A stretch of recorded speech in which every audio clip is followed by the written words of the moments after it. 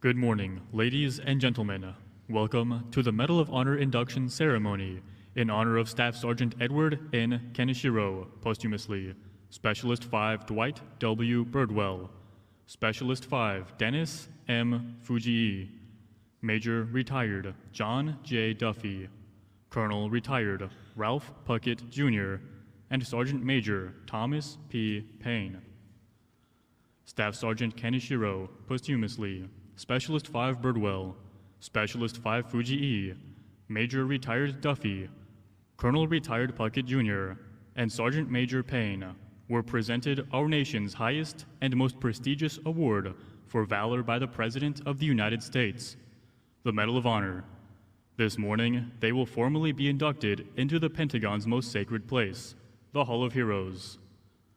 Our official party for today's ceremony includes the Secretary of Defense, the Honorable Lloyd J. Austin, the Secretary of the Army, the Honorable Christine E. Wormuth, the Chairman of the Joint Chiefs of Staff, General Mark A. Milley, and the Vice Chief of Staff of the Army, General Joseph M. Martin. Ladies and gentlemen, please stand for the arrival of the official party and remain standing for the singing of our national anthem by Sergeant First Class Brandon Curran and the invocation delivered by Chaplain Major General Thomas Soljum.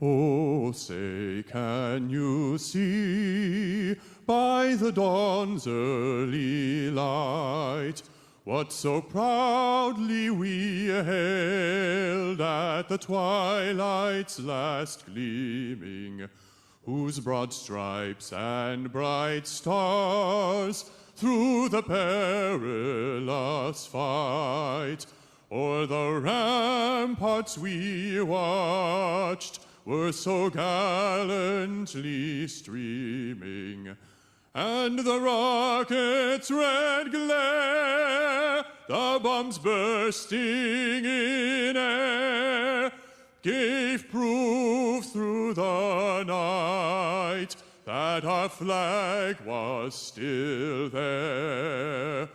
Oh, say, does that star-spangled banner yet wave o'er the land of the free and the home of the brave?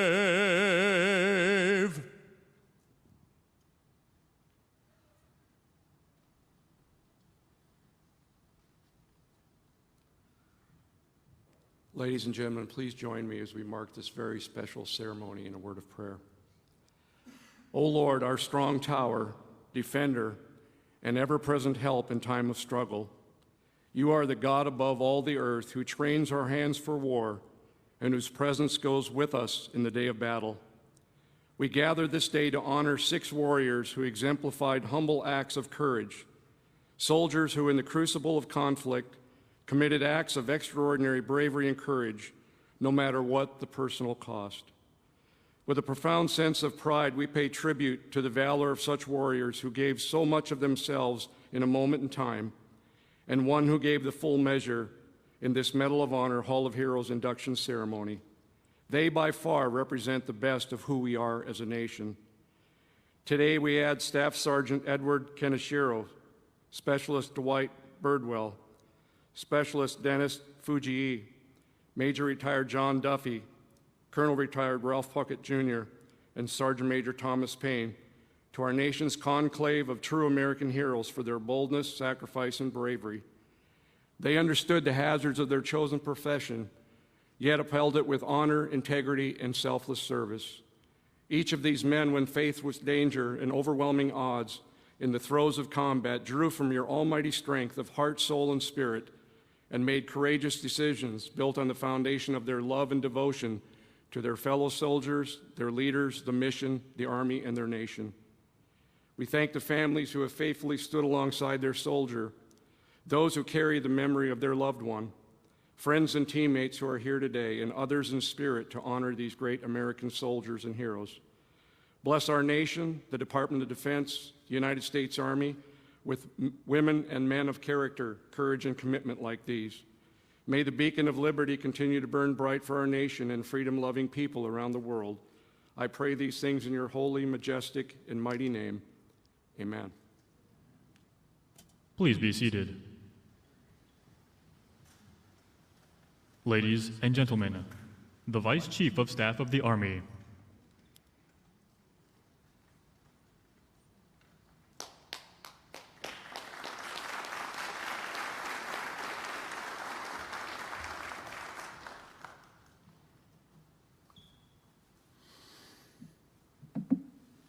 Well, good morning, everybody. To the Kaneshiro family, Judge Birdwell and family, Mr. Fujii and family, Major Duffy and family, Lieutenant Colonel retired Mrs. Locke, and Sergeant Major Payne and family, thank you all for being here today. Thank you also to the Medal of Honor recipient, Mr. James McLaughlin, and Gold Star family member, Miss Jane Horton, who have joined us today. Secretary Austin, Secretary Wormuth, it's an honor to share the podium with you today. Senator Ernst, General Milley, General Shinseki, General McCaffrey, and all other distinguished attendees, welcome to today's induction ceremony. We're here today to recognize 6 incredible American soldiers for acts of heroism, but first, I want to take a moment to set the scene. It's almost impossible to describe the brutality of battle. It is chaotic, confusing, exhausting, and unrestrained. In these particular battles, the enemy was close and overwhelming. Death was imminent. Yet, these 6 men took action. They invigorated the fight against overwhelming violence and provided clarity to their comrades in moments of utter chaos. You will hear more details about the actions from the other speakers, but what I'd like to do is highlight a couple of witness perspectives that stood out to me as I reviewed these packets. In the Kim Son Valley, soldiers from Troop C, 1st to the 9th Cavalry, were ambushed by the enemy from a camouflage trench. They were pinned down by machine gun fire, unable to fall back and evacuate the wounded. They watched incredulously as Staff Sergeant Kaneshiro, alone and unstoppable, jumped into the trench, cleared it with a rifle and 6 hand grenades. They said they could see his head bobbing along, at times just 10 meters away, popping out to shout, "Grenade," before he threw his rounds. His one-man assault ended their destruction. At an air base outside of Saigon, a sergeant who had been blown out of his track by an RPG and was immobilized in a nearby ditch watched as the Viet Cong and the North Vietnamese Army soldiers advanced towards him. But every time they did, as they approached, they were thwarted by Specialist 5 Birdwell, who was laying down devastating fires from his tank's guns.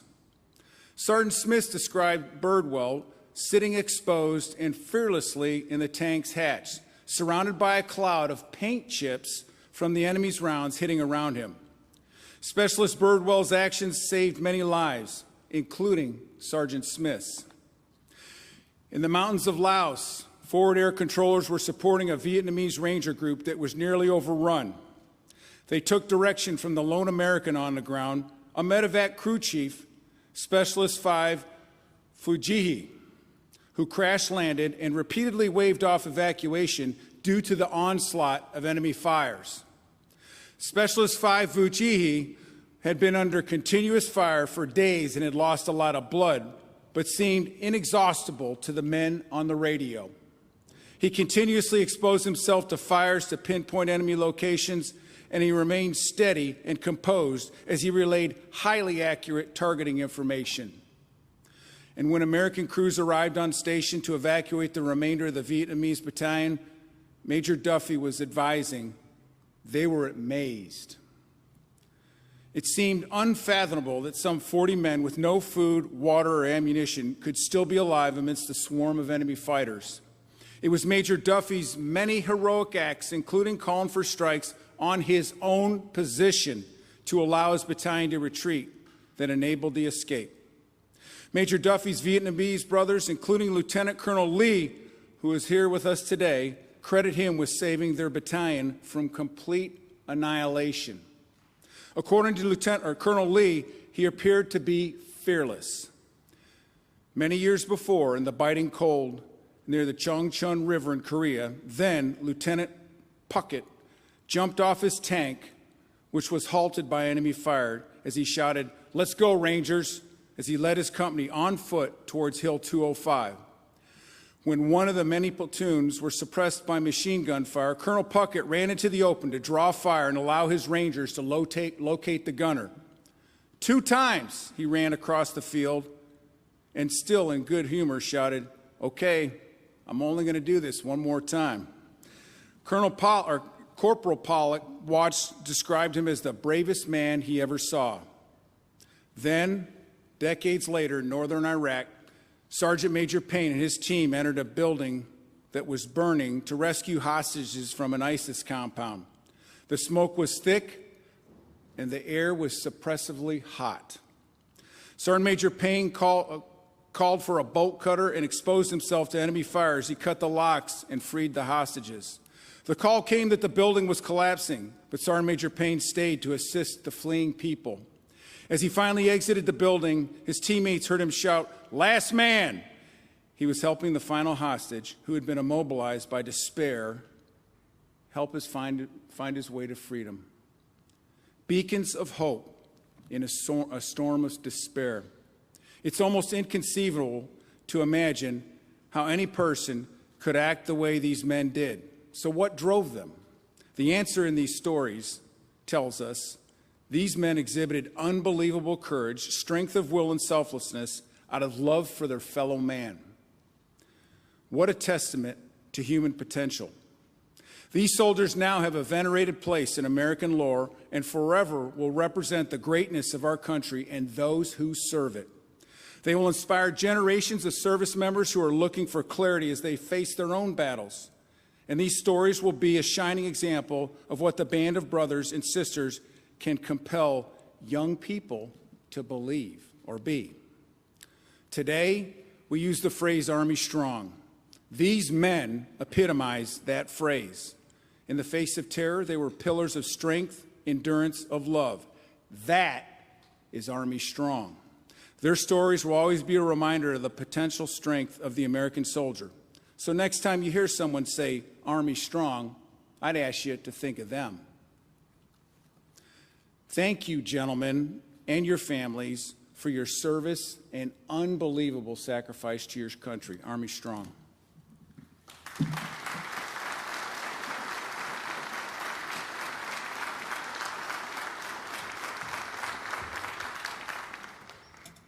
Thank you, General Martin. Ladies and gentlemen, the Secretary of the Army.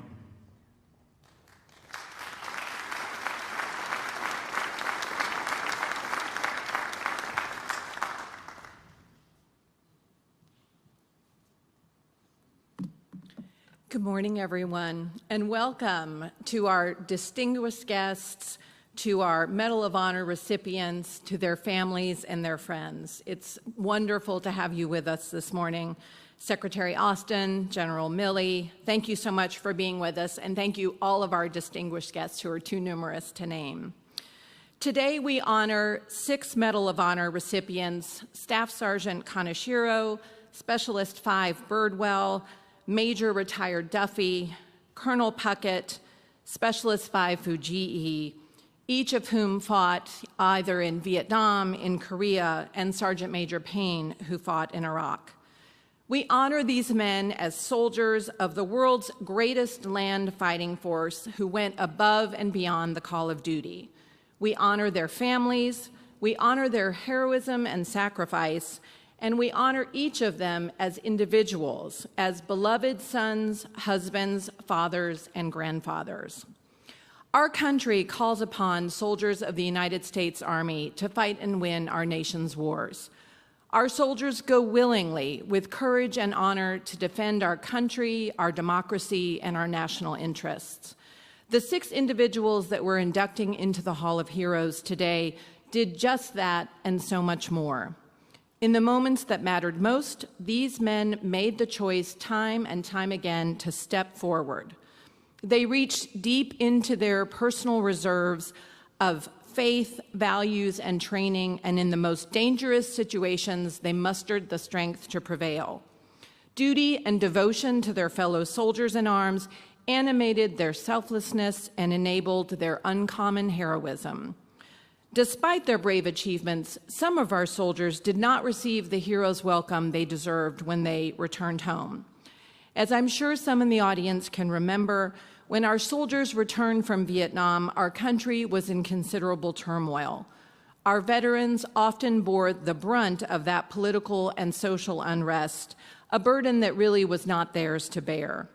And for many veterans and heroes of the Vietnam War, including Specialist 5 Birdwell, the war went into a box that he would never open again.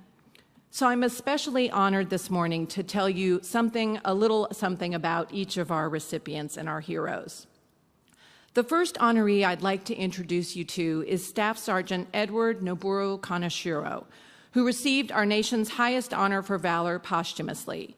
He is represented here today by his children, Naomi, Tom, and retired Master Sergeant John Kaneshiro. Edward Kaneshiro was born to Kame and Tama Kaneshiro in Honolulu, Hawaii. The 8th of 16 siblings, he graduated from Leilihua High School, the home of the Mighty Mules in central Oahu, and he worked on the family farm until he joined the Army in 1959. He was husband to Mitsuko and dad to Naomi, Tom, and John, and in July 1966, he deployed to fight America's war in Vietnam, when his oldest child was 10 and his youngest was just 4 months old. In Vietnam, Staff Sergeant Kaneshiro was a squad leader with Troop C, 1st Squadron, 9th Cavalry Regiment, 1st Cavalry Division. He was part of the Blues Unit, a unit that took the fight to the enemy. When foes were drawn out of their hiding spot, the Blues were called to go in and look for the fight. After repeated acts of extraordinary courage, he was killed ultimately by enemy gunfire in March of 1967. In the years that followed, Staff Sergeant Kaneshiro's son John, who is here today, carried on his father's proud legacy of service to the nation, joining the Army as an NCO, and he retired as a Master Sergeant. I'm told that it was the shared experience of wearing the uniform of our nation that helped bring John closer to the man who was his father, a man who he did not get the opportunity to know. Staff Sergeant Kaneshiro, the son of Japanese immigrants, was 13 years old when America was attacked at Pearl Harbor. We can all only imagine what it must have been like for him and his family during that time. And yet he chose to serve our country and go to war on its behalf more than 20 years later. Yesterday, he became the 14th Japanese American recipient of the Medal of Honor from the great state of Hawaii, and his is a story that is only possible here in the United States of America. Our second Vietnam War hero is Specialist 5 Dwight D. Birdwell, a proud son of the Cherokee Nation. Mr. Birdwell is a published author, a former Chief Justice of the Cherokee Nation Supreme Court, and the 33rd Native American to receive the Medal of Honor. He met his wife, Virginia, also from a Cherokee family, when they were still children. While they had known each other for years, it was only after he returned from Vietnam that they fell in love. Mr. Birdwell is father to Edward and Stephanie, father-in-law to Spike Bighorn of Montana, and pa to his twin granddaughters, Willow and Raven, who are with us today. Mr. Birdwell graduated from Stillwell High School, and in 1966, at the age of 18, he enlisted in the regular Army as a private. His first overseas assignment was to Korea, where he served in the 2nd Infantry Division. Specialist 5 Birdwell then went on to serve in Vietnam as a gunner with Troop C, 3rd Squadron, 4th Cavalry Regiment, 25th Infantry Division.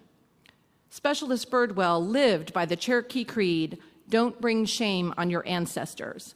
And on that fateful day, January 31st, 1968, those words steadied and sustained him. When Mr. Birdwell returned from Vietnam, he received his bachelor's degree from Northeastern State University. With the encouragement of Cherokee Nation elders, he pursued his Juris Doctorate from the University of Oklahoma. Many of the soldiers who fought with him in Vietnam faced hostility at home for their service and struggled with PTSD, alcoholism, and myriad other health issues.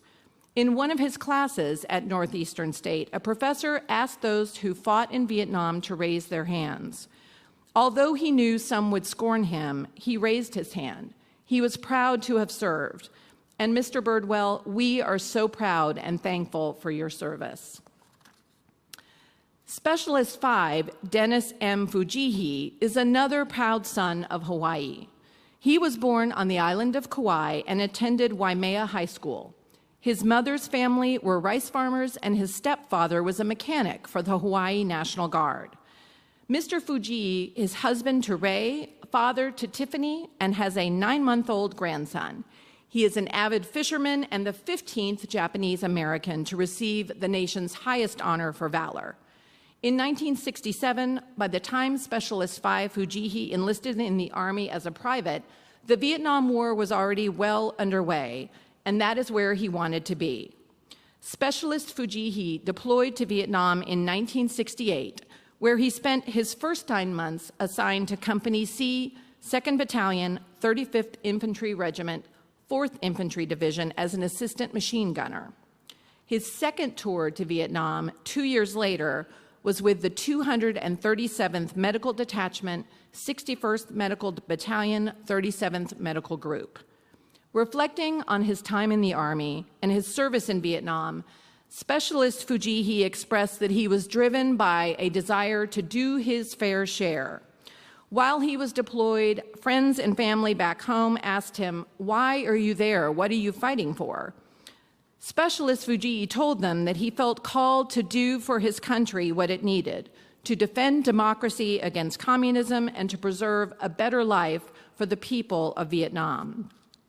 Thank you, Mr. Fujihi, for doing immeasurably more than your fair share. Our 4th Vietnam War hero is Major Retired John J. Duffy. Major Duffy is dad to Natalie and John, and Baba to Marcus and Judd. In addition to being one of the most decorated Army veterans of his generation, he is also a poet, a Pulitzer Prize nominee, a publisher, and the founder of an investment firm. In 1955, at the age of 17, he aspired to be a paratrooper, and he enlisted in the Army as a private. When asked what set him on that particular path, he recalled that his neighbor was a U.S. Army paratrooper and had very shiny boots. These boots made quite an impression on the young John Duffy, who decided that he too would become a paratrooper. So at 17 and a half, Major Duffy was not only a fully qualified paratrooper, but he now had his own pair of boots, a pair that he kept shined to perfection. Major Duffy prided himself on training hard. As he told me yesterday, he attended 17 military schools and received specialized training in things like forward air control, which came in very handy during his 4 tours in Vietnam. At multiple points in his life of triumphs and tribulations, he asked himself, what should I do next? What is the thing I should be doing? This question led Major Duffy to become a commissioned officer and then to be stationed at Fort Bragg, serving with the Special Forces. The war in Vietnam was just beginning, and this time for John Duffy, the next thing to do was to volunteer to serve in Vietnam. So in December of 1972, as an advisor to elite South Vietnamese paratroopers, his job was to call in enemy positions to American air power. As the only American on the ground, he worked hand in hand with his South Vietnamese counterpart, Lieutenant Colonel May Lee, who is also with us here today. Despite the repeated attacks and the wounds he suffered, Major Duffy persisted. When Lieutenant Colonel Lee was seriously injured, Duffy led the remaining defenders on Charlie Hill to safety, and his partnership with Lieutenant Colonel Lee on the battlefield turned into a lifelong friendship. After retiring from the Army, John Duffy became a legend in the Special Operations community. He is a founding member of the Special Operations Association and a life member of the Special Forces Decade Association, the Legion of Valor, and many more. The fifth hero that we're honoring today is Colonel retired Ralph Puckett, Jr. Colonel Puckett was awarded the Medal of Honor in April 2021, and I'm delighted that we're officially able to indict him into the Hall of Heroes this morning. Colonel Puckett is a proud son of Georgia, the son of Atticus Puckett, husband to Jean, dad to Martha and Thomas, and known as Big Daddy to his 6 grandchildren. He attended the U.S. Military Academy at West Point and received his commission as an infantry officer in 1949.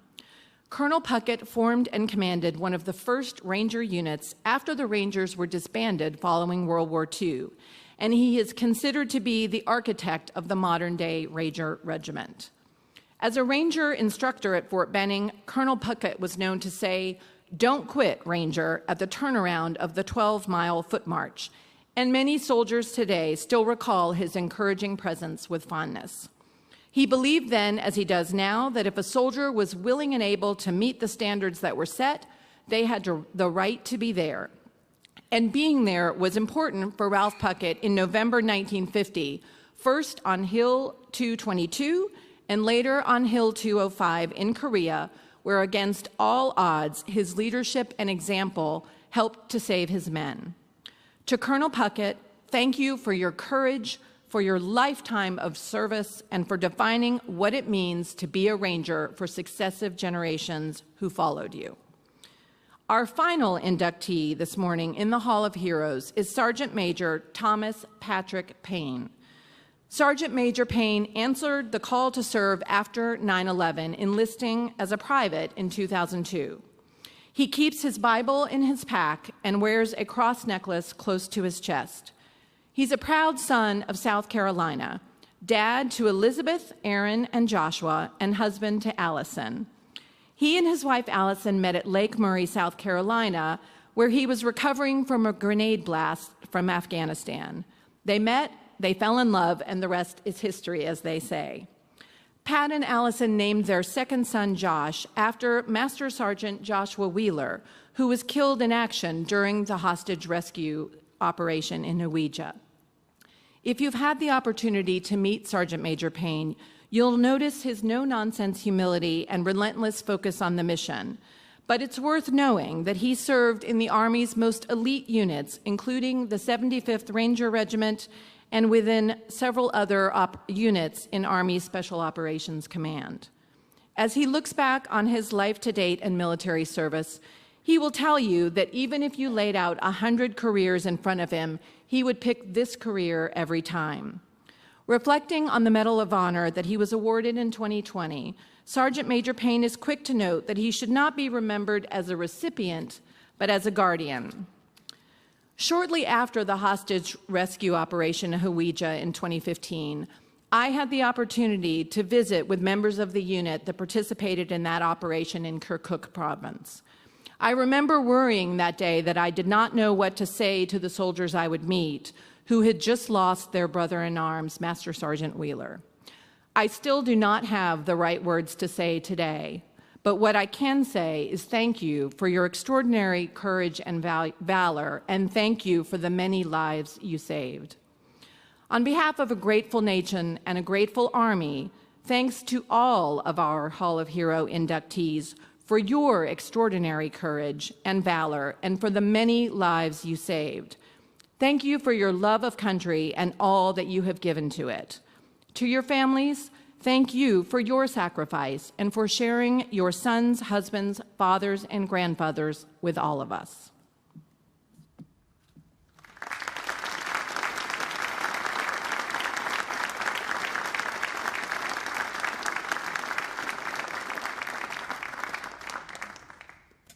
Thank you, Secretary Wormuth. Ladies and gentlemen, the Secretary of Defense.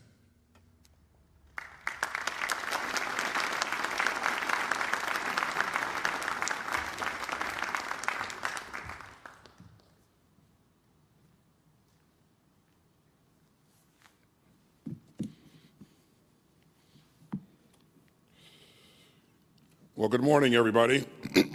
Secretary Wormuth and General Martin, thank you for your moving tributes to our honorees. And thank you for everything that you do for our soldiers and their families. It's also great to be here with General Milley.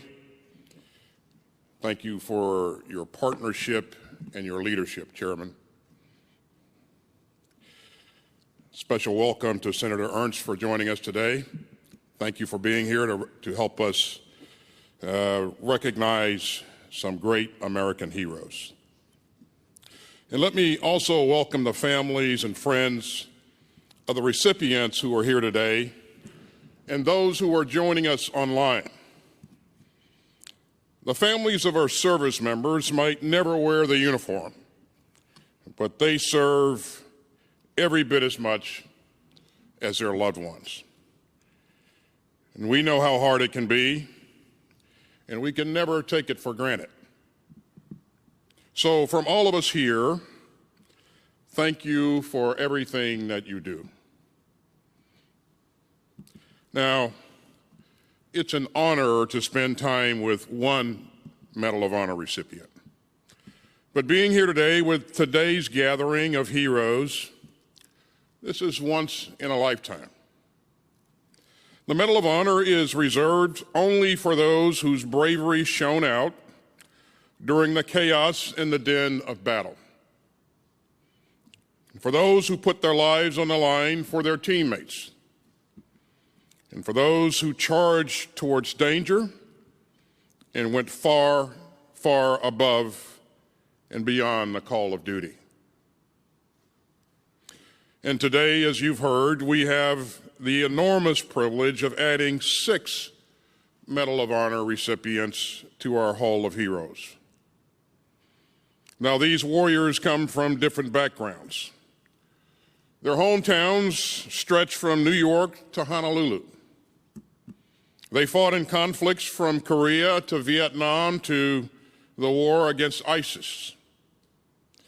And their time in uniform spans nearly 80 years.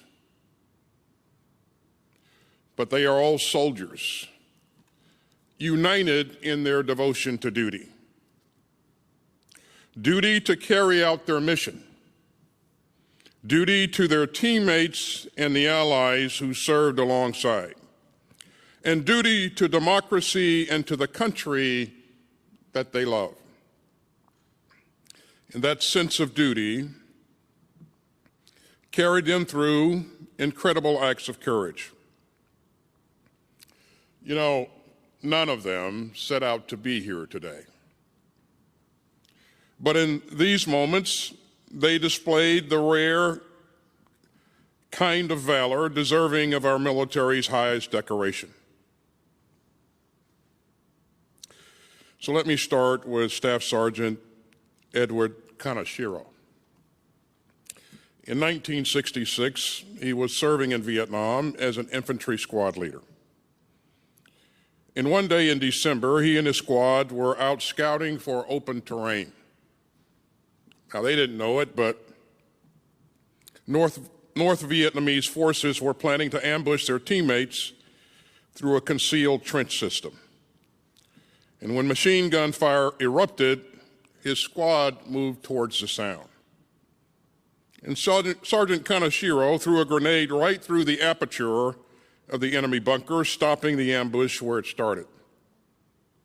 And then he jumped into the trenches and single-handedly destroyed one enemy group after another. And because of his bravery, his platoon was able to withdraw from the village. And tragically, just a few months later, Sergeant Kaneshiro was killed in action by enemy fire. I wish that I could personally thank him for his heroism and his selflessness. But it's a profound honor to have his children with us today. And as I told you earlier, I know that you didn't get enough time with your father, and I know that no words of praise can make up for his loss. But I can only imagine how proud you must be of his service. And John, I know how proud your father would be of your own military career, including your 2 deployments to Operation Iraqi Freedom. You have all carried on his legacy and lived lives that honor his memory. Now, like Sergeant Kaneshiro, Specialist 5 Dwight Birdwell also jumped into action when his unit came under attack.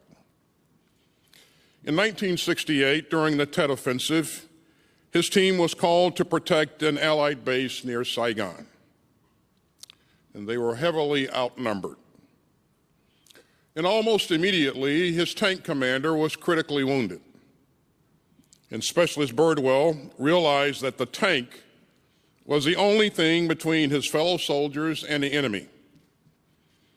So Specialist Birdwell fired anything that he could get his hands on. The tank's main 90-millimeter gun, and then its machine gun. And at several points, he hopped out of the commander's hatch with his M16 to get a better shot. Even when he ran out of ammo, he kept on fighting. He made his way down to a downed American helicopter and found 2 machine guns. His comrade took one, and Specialist Birdwell took the other. Now, that gun was shot out of his hands, and Specialist Birdwell was wounded by the shrapnel. But he still refused to leave the battle. And Specialist Birdwell ran through a storm of enemy fire and found a defensive position and to collect and redistribute ammunition to the remaining defenders. And then he led a group of his comrades past enemy lines and threw hand grenades to prevent the enemy from advancing. And through it all, Specialist Birdwell continued to fight. And when he returned home to Oklahoma, he continued to serve. He earned his law degree and went on to preside over the Cherokee Nation's Judicial Appeals Tribunal as its Chief Justice.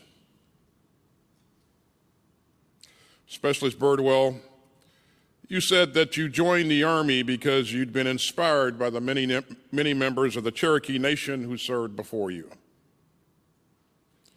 I hope that you know that your life of service will inspire generations to come. Next is Specialist 5 Dennis Fujii.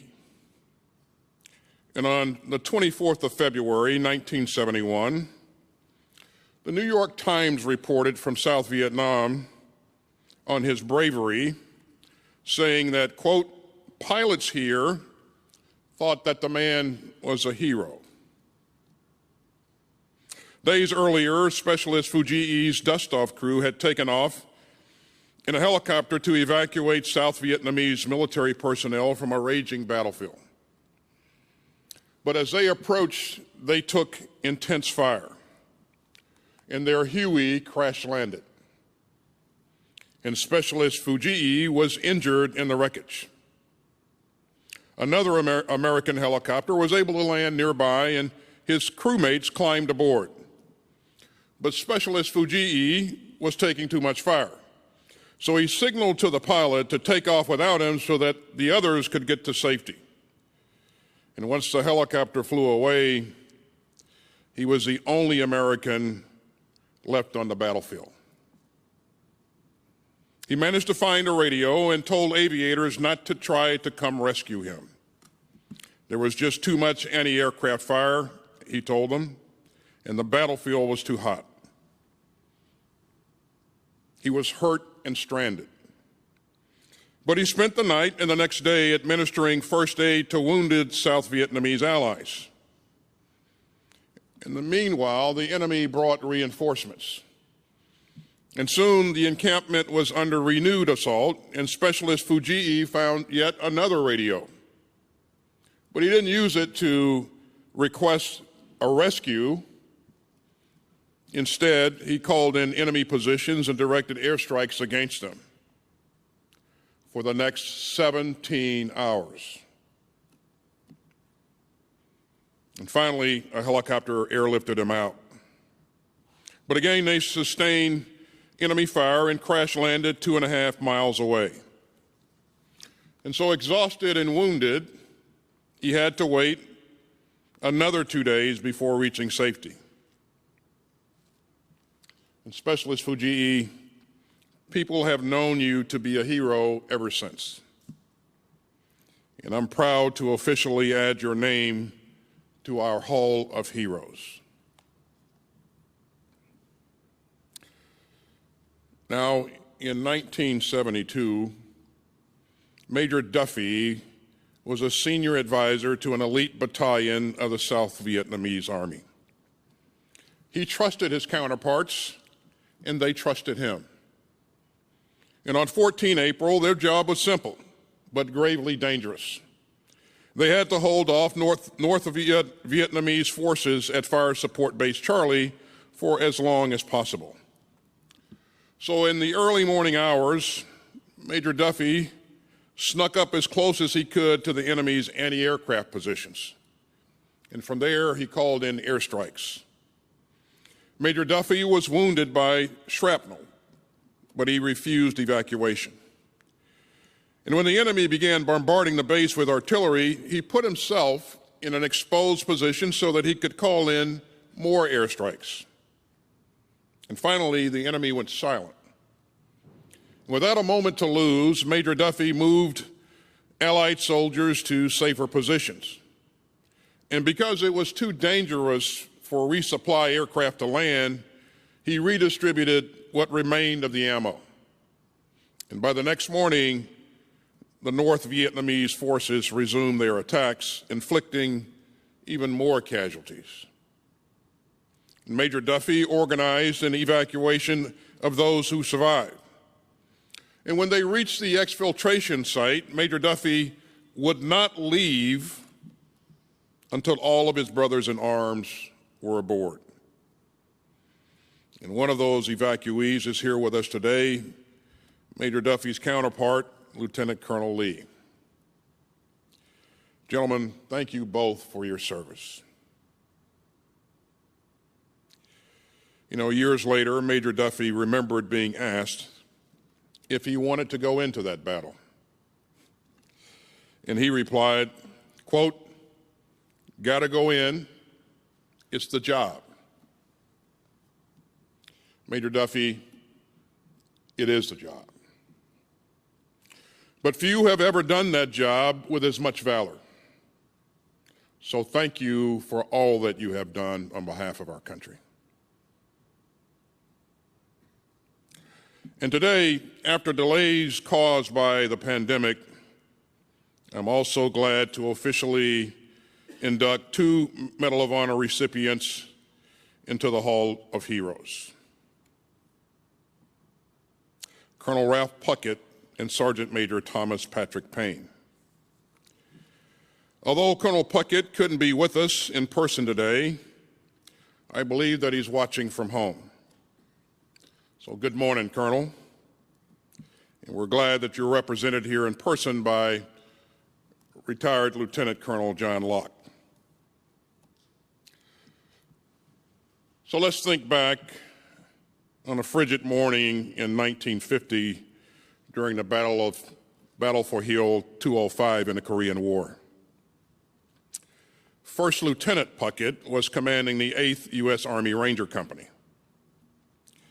And he repeatedly put his life at risk running across an open field and courting enemy fire so that his team could spot the Chinese position. And as the battle ground on, he was injured by grenade fragments, but he wouldn't leave. Instead, he moved from foxhole to foxhole, redistributing ammunition and taking care of his men. His compassion and his grit inspired his fellow Rangers. And so when he was wounded again, he ordered his men to leave him behind. But they refused, and they got him out. Because Lieutenant Puckett had shown them that true courage means putting your people first.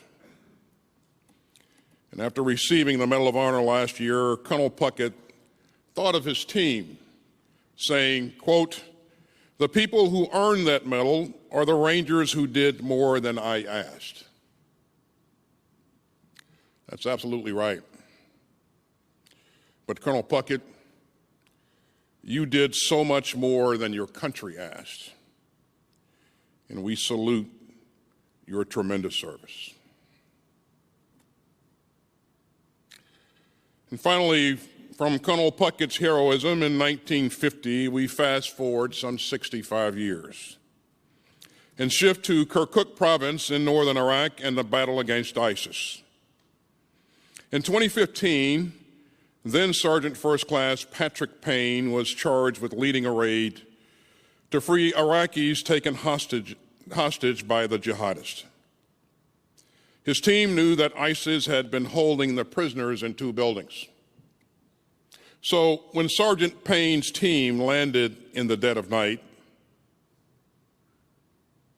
they cleared one of those buildings and freed the hostages inside. But the second building was under intense fire, and Sergeant Payne heard on the radio that his fellow soldiers needed help there. And he remembers turning to one of his teammates and saying, quote, "Let's get into the fight." The building was burning, and Sergeant Payne knew that the prisoners locked inside would die if they weren't freed. So he plunged into the smoke and the enemy fire and found an armored door.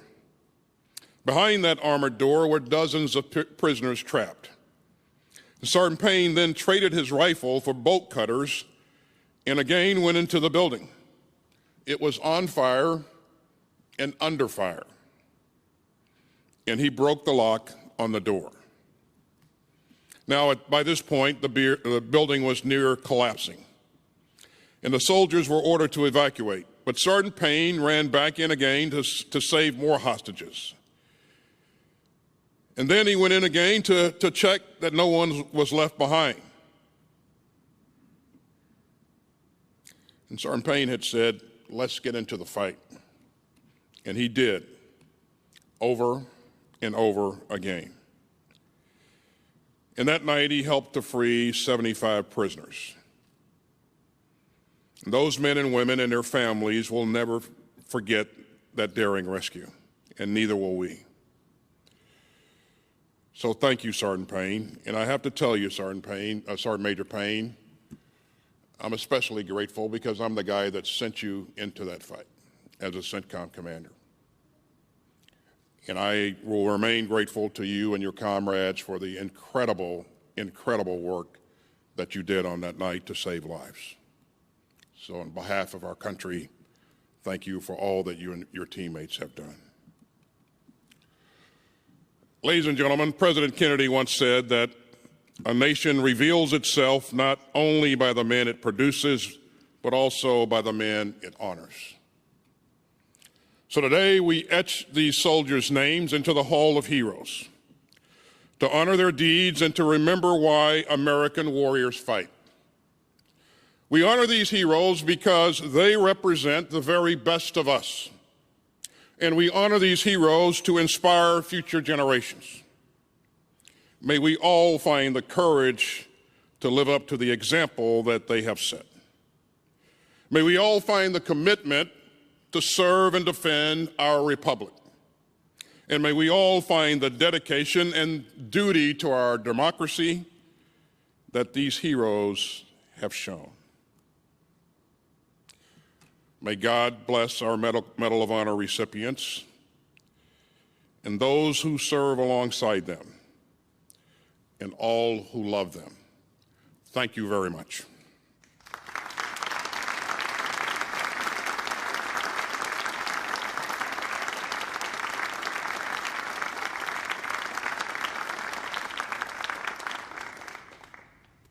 Secretary Wormuth, General Milley, General Martin, Miss Naomi Villoria, and Miss Ashley Axon Strathead will now join Secretary Austin on stage for the induction ceremony of Staff Sergeant Edward N. Kaneshiro.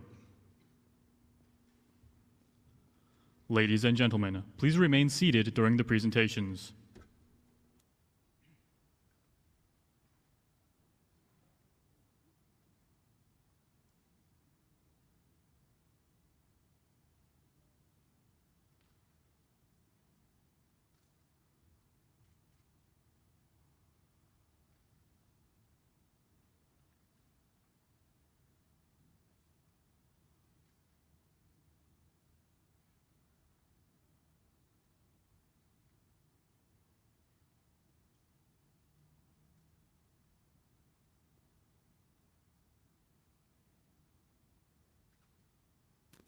The President of the United States of America, authorized by the Act of Congress, March 3, 1863, has posthumously awarded, in the name of Congress, the Medal of Honor to Staff Sergeant Edward N. Kaneshiro, United States Army, for conspicuous gallantry and intrepidity at the risk of his life above and beyond the call of duty.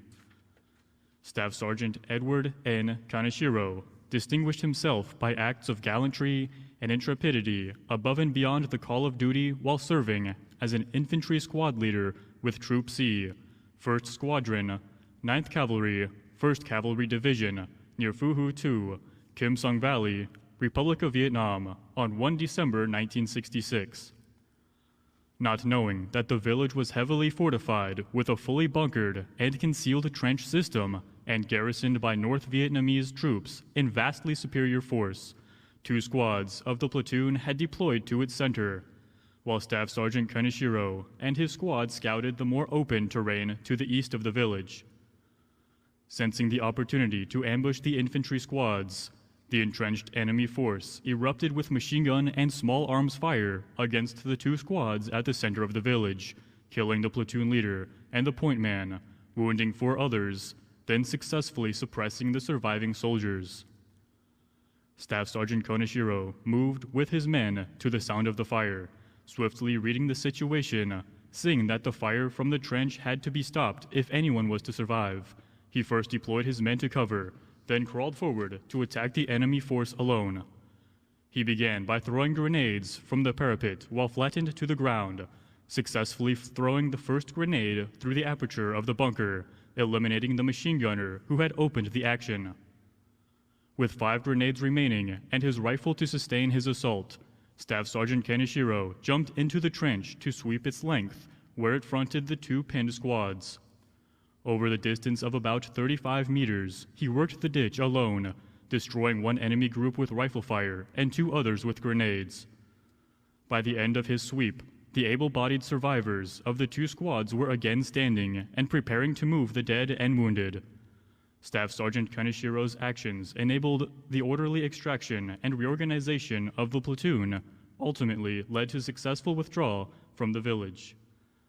Staff Sergeant Kaneshiro's conspicuous gallantry and uncommon heroism under fire were in keeping with the highest traditions of military service and reflect great credit upon himself, his unit, and the United States Army.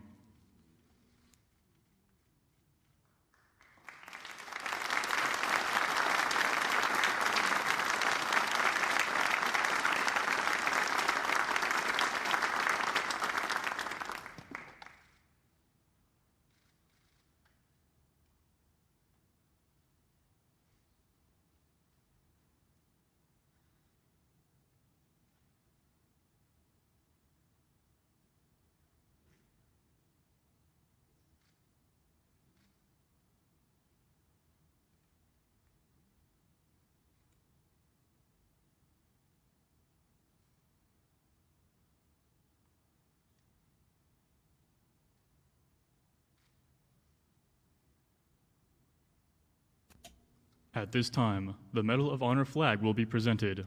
On 23 October 2002, Public Law 107-248, Section 8143, established the Medal of Honor flag to recognize service members who have distinguished themselves by gallantry in action above and beyond the call of duty.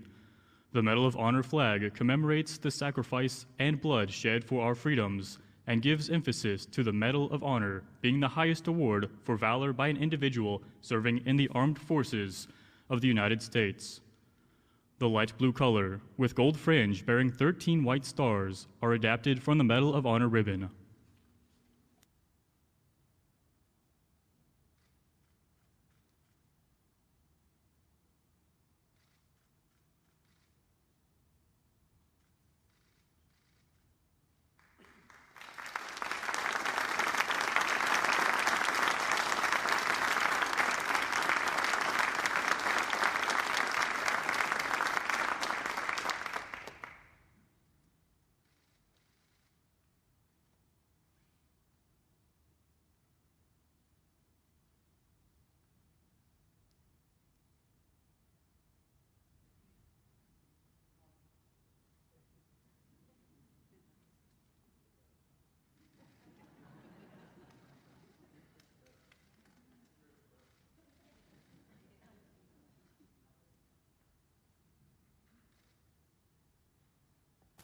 Thank you, Ms. Naomi Valoria and Ms. Axon Shelsted.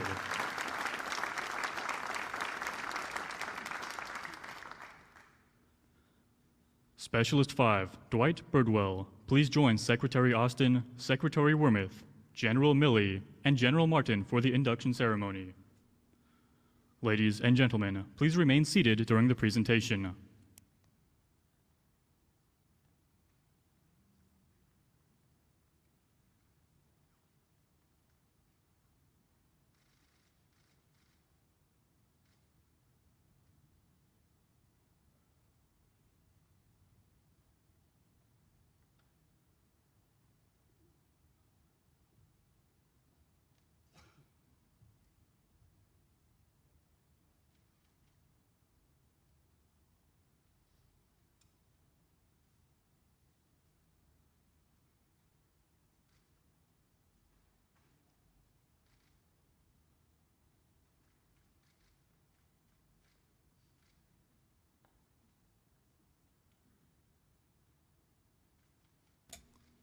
The President of the United States of America, authorized by Act of Congress, March 3, 1863, has awarded in the name of Congress the Medal of Honor to Specialist 5, Dwight W. Birdwell, United States Army, for conspicuous gallantry and intrepidity at the risk of his life above and beyond the call of duty. Specialist 5, Dwight W. Birdwell, distinguished himself by acts of gallantry and intrepidity above and beyond the call of duty while serving with C Troop, 3rd Squadron, 4th Cavalry, 25th Infantry Division in the Republic of Vietnam on 31 January 1968. On this date, C Troop was ordered to move south to help repel an enemy attack on Tan Son Nhut Air Base. As the C Troop column of tanks and armored personnel carriers approached the west gate of Tan Son Nhut Air Base, it came under intense enemy fire from a building to its right. Unbeknown to C Troop, it had driven directly into an enemy force consisting of 3 battalions. The column tried to push through the initial attack, but the lead tank, crippled by a rocket-propelled grenade explosion, was blocking the way forward. C Troop immediately came under heavy enemy fire from both sides of the road. Specialist 5 Birdwell, upon seeing that his tank commander was wounded by enemy fire, immediately went to his aid. Under intense enemy fire, he lowered the injured tank commander to the ground and moved him to safety. Specialist 5 Birdwell then, with complete disregard for his own safety, mounted the tank and assumed the tank commander's position. Standing in the tank commander's hatch with the upper half of his body exposed to heavy enemy fire, Specialist 5 Birdwell used the tank's 50 caliber machine gun and 90 millimeter main gun to suppress the enemy attack. With the ammunition for the 90 millimeter main gun exhausted, he continued to fire the 50 caliber machine gun until it overheated. At this point, Specialist 5 Birdwell, rather than abandoning his position, continued to engage the enemy with his M16 rifle, sometimes exposing his entire body to enemy fire in order to engage the enemy from a better vantage point. When a United States helicopter crashed nearby, Specialist 5 Birdwell, under withering enemy fire, dismounted and moved to the helicopter, where he returned with 2 M60 machine guns and ammunition. After giving 1 M60 and munition to a fellow soldier, he remounted his tank and used the other M60 to again engage the enemy. Specialist 5 Birdwell continued to engage the enemy with complete disregard for his own safety until the M60 he was firing was hit by enemy fire. Specialist 5 Birdwell, now wounded in the face, neck, chest, and arms, dismounted the tank but refused to be medically evacuated. Instead, Specialist 5 Birdwell, under enemy fire, rallied fellow soldiers to advance forward toward the front of the armored column, where they set up a defensive position by a large tree. From this position, he and the other soldiers engaged the enemy with M16 fire and grenades. As the enemy fire lessened, Specialist 5 Birdwell gathered ammunition from the disabled vehicles and helped wounded soldiers move to safer positions. His leadership and tenacity under fire inspired the other Sea Troop soldiers to continue fighting against the superior enemy force and directly contributed to the enemy's ultimate defeat. Specialist 5 Birdwell's extraordinary heroism and selflessness above and beyond the call of duty were in keeping with the highest traditions of military service and reflect great credit upon himself, his unit, and the United States Army.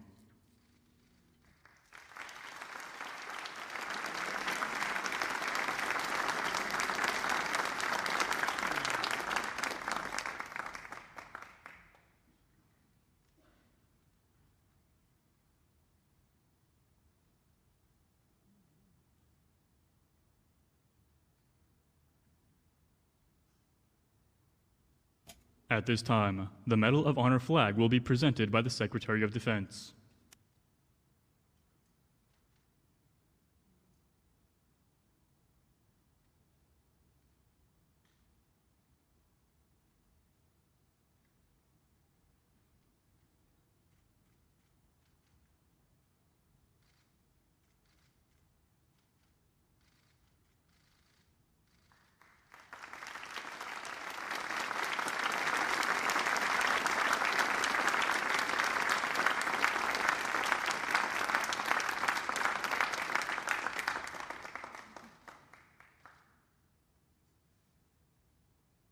Thank you, Specialist 5 Birdwell.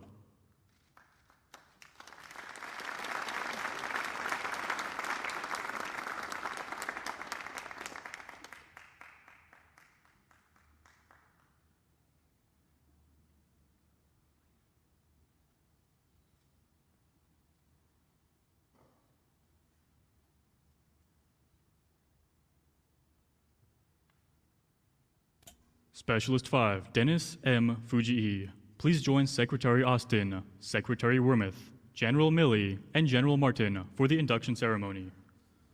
Ladies and gentlemen, please remain seated during the presentations.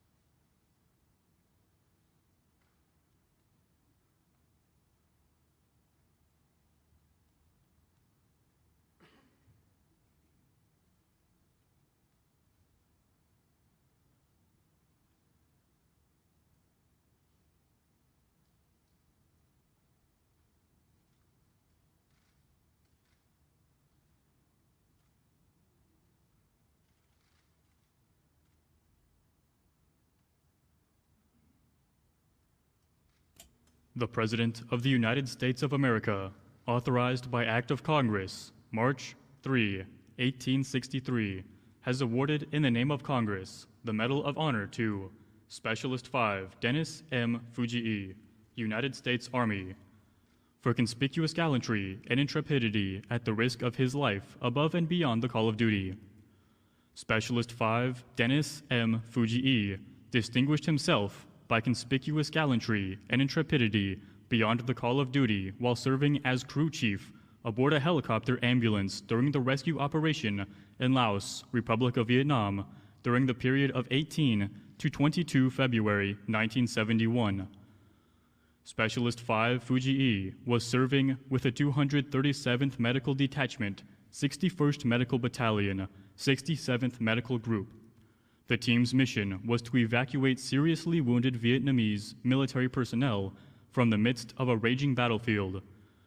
The aircraft's primary approach to the bullet-infested landing zone was thwarted by heavy volumes of enemy fire directed at the specialist's helicopter. As the pilot made a second landing attempt, the enemy concentrated a barrage of flak at the air ambulance, which damaged the craft and caused it to crash in the conflict area, injuring Specialist 5 Fujii.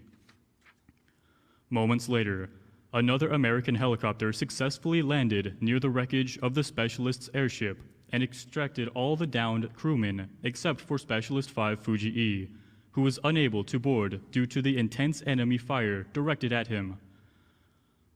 Rather than further endanger the lives of his comrades aboard the second helicopter, Specialist 5 Fujii waved the craft out of the combat area and remained behind as the only American on the battlefield. Subsequent attempts to rescue the specialist were aborted due to the violent anti-aircraft fire. Specialist 5 Fujii finally secured a radio and informed the aviators in the area that the landing zone was too hot for further evacuation attempts. During the night and all through the next day, Specialist 5 Fujii disregarded his own wounds as he administered first aid to the Allied casualties. On the night of 19 February, the Allied perimeter came under ruthless assault by a reinforced enemy regiment supported by heavy artillery. Once again, obtaining a radio transmitter, Specialist Fujii called in American helicopter gunships to assist the small unit in repelling the attack. For a period of over 17 consecutive hours, Specialist 5 Fujii repeatedly exposed himself to hostile fire as he left the security of his entrenchment to better observe enemy troop positions and to direct airstrikes against them. At times, the fighting became so vicious that Specialist 5 Fujii was forced to interrupt radio transmittal in order to place a suppressive rifle fire on the enemy while at close quarters. Though wounded and severely fatigued by 20 February, the specialist bore the responsibility for the protection and defense of the friendly encampment until an American helicopter could land and attempt to airlift him from the area. As his air ambulance left the battlefield, it received numerous hits and was forced to crash land at another South Vietnamese ranger base, approximately 4 kilometers from the specialist's original location. The totally exhausted Specialist 5 Fujii remained at the Allied camp for 2 more days until another helicopter could return him to Phu for medical assistance on 22 February. Specialist 5 Fujii's extraordinary heroism and devotion to duty were in keeping with the highest traditions of military service and reflect great credit upon himself, his unit, and the United States Army.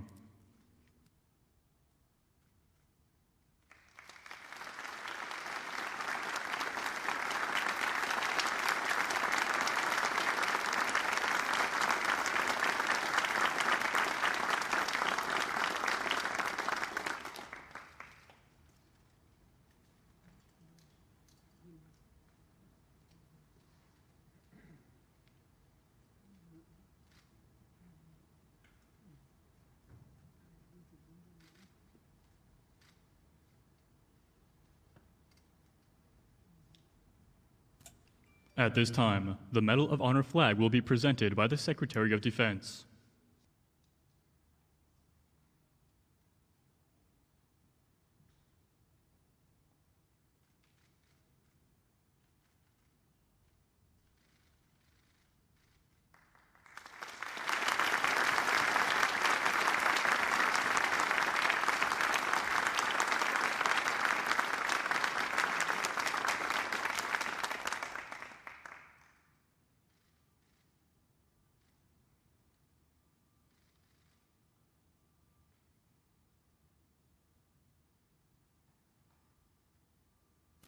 Thank you, Specialist 5 Fuji E.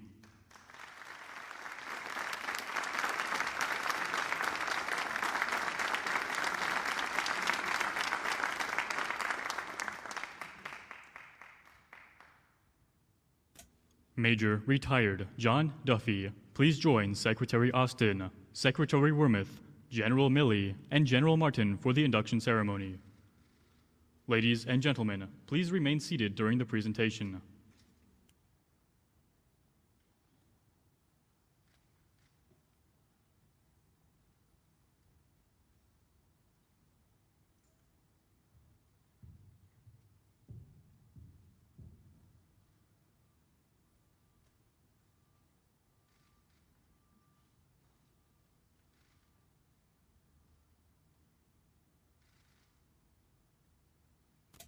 The President of the United States of America, authorized by Act of Congress, March 3, 1863, has awarded, in the name of Congress, the Medal of Honor to Major John J. Duffy, United States Army, for conspicuous gallantry and intrepidity at the risk of his life above and beyond the call of duty. Major John J. Duffy distinguished himself by acts of gallantry and intrepidity above and beyond the call of duty while serving as the senior advisor to the 11th Airborne Battalion, 2nd Brigade, Airborne Division, Army of the Republic of Vietnam in the Republic of Vietnam during the period of 14 to 15 April 1972. In the 2 days preceding the events of the 14th to 15th April 1972, the commander of the 11th Airborne Battalion was killed. The battalion command post was destroyed, and Major Duffy was twice wounded but refused to be evacuated. Then, on 14 April, Major Duffy directed the defense of Fire Support Base Charlie, which was surrounded by a battalion-sized enemy element. In the morning hours, after a failed effort to establish a landing zone for resupply aircraft, he moved close to enemy anti-aircraft positions to call in airstrikes. At this time, Major Duffy was again wounded by fragments from a recoilless rifle round and again refused medical evacuation. Shortly thereafter, the enemy began an artillery bombardment on the base, and he remained in exposed positions to direct gunships on the enemy positions, which eventually silenced the enemy fire. Following the bombardment, Major Duffy assessed the conditions on the base and personally ensured the wounded friendly foreign soldiers were moved to positions of relative safety, and the remaining ammunition was appropriately distributed among the remaining defenders. Shortly thereafter, the enemy resumed indirect fire on the base, expending estimated 300 rounds. Nevertheless, he remained in an exposed position to direct fire gunships on the enemy positions. In the late afternoon hours, the enemy began a ground assault from all sides of the firebase, and Major Duffy moved from position to adjust fire, spot targets for artillery observers, and ultimately to direct gunship fire on a friendly position which had been compromised. As the evening wore on, it became clear that the defenders could not withstand the overwhelming enemy forces, and he began to organize an evacuation of the firebase under the cover of night. With the goal of a complete withdrawal, Major Duffy was the last man off the base, remaining behind to adjust the covering fire from gunships until the last possible moment. When the acting battalion commander was wounded, he assumed command of the evacuation and maintained communication with the available air support to direct fire on the enemy. In the early morning hours of 15 April, the enemy ambushed the battalion, inflicting additional casualties and scattering some of the able-bodied soldiers. Major Duffy organized defensive positions during the ambush and ensured the friendly foreign forces could successfully repulse the enemy.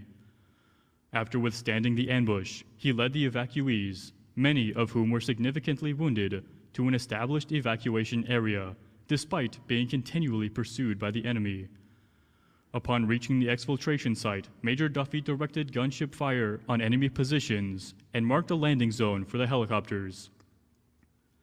Only after ensuring all the evacuees were aboard did Major Duffy board while also assisting a wounded friendly foreign soldier in with him. Once on board, he administered aid to a helicopter door gunner who had been wounded during the evacuation. Major Duffy's extraordinary heroism and selflessness above and beyond the call of duty were in keeping with the highest traditions of military service and reflect great credit upon himself, his unit, and the United States Army.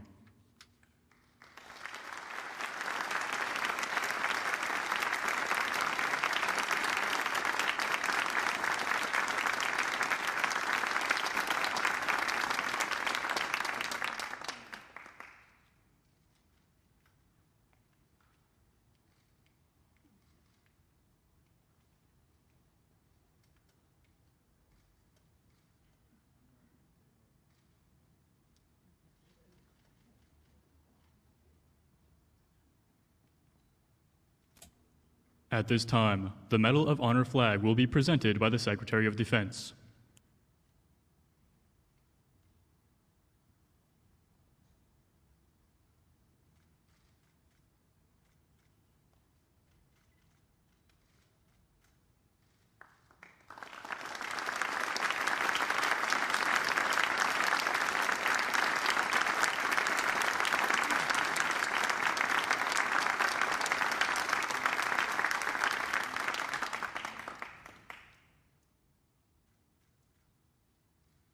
Thank you, Major Duffy.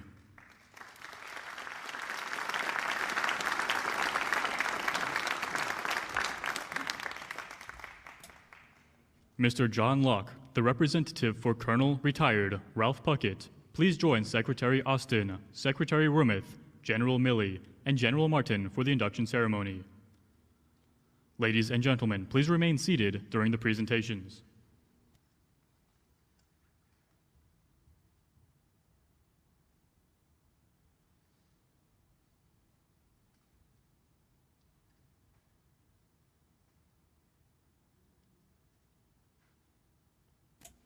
The President of the United States of America, authorized by Act of Congress, March 3, 1863, has awarded in the name of Congress the Medal of Honor to First Lieutenant Ralph Puckett, Jr., United States Army, for conspicuous gallantry and intrepidity at the risk of his life above and beyond the call of duty. First Lieutenant Ralph Puckett, Jr. distinguished himself by acts of gallantry and intrepidity above and beyond the call of duty while serving as the commander, 8th United States Army Ranger Company during the period of 25 November 1950 through 26 November 1950 in Korea. As his unit commenced a daylight attack on Hill 205, the enemy directed mortar, machine gun, and small arms fire against the advancing force. To obtain supporting fire, First Lieutenant Puckett mounted the closest tank, exposing himself to the deadly enemy fire. Leaping from the tank, he shouted words of encouragement to his men and began to lead the Rangers in the attack. Almost immediately, enemy fire threatened the success of the attack by pinning down one platoon. Leaving the safety of his position with full knowledge of the danger, First Lieutenant Puckett intentionally ran across an open area 3 times to draw enemy fire, thereby allowing the Rangers to locate and destroy the enemy positions and to seize Hill 205. During the night, the enemy launched a counterattack that lasted 4 hours.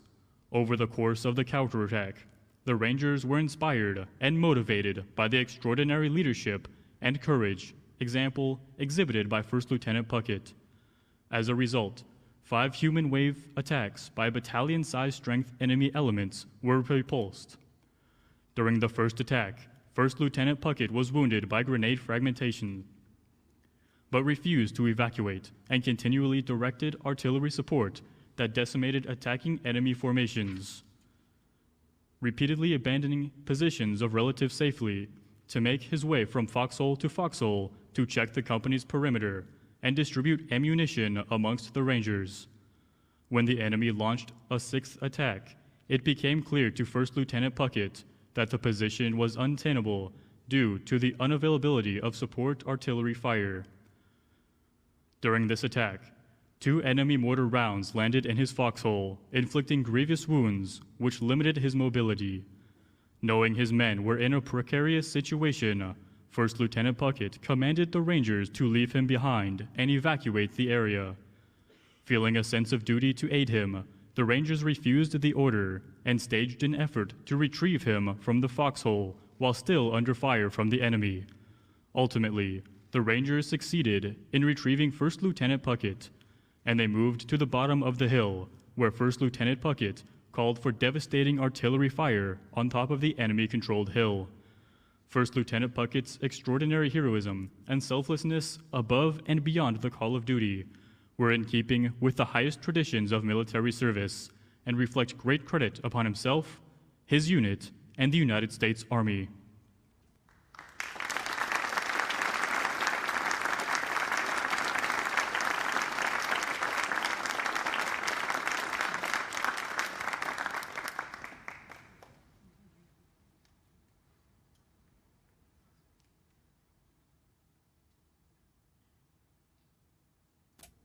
At this time, the Medal of Honor flag will be presented by the Secretary of Defense.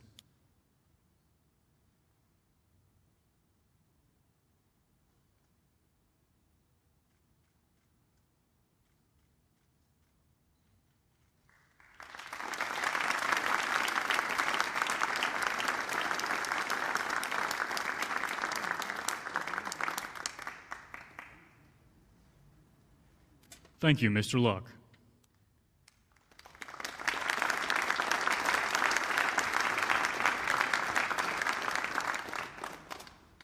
Sergeant Major Thomas Payne, please join Secretary Austin, Secretary Wormuth, General Milley, and General Martin for the induction ceremony. Ladies and gentlemen, please remain seated during the presentations.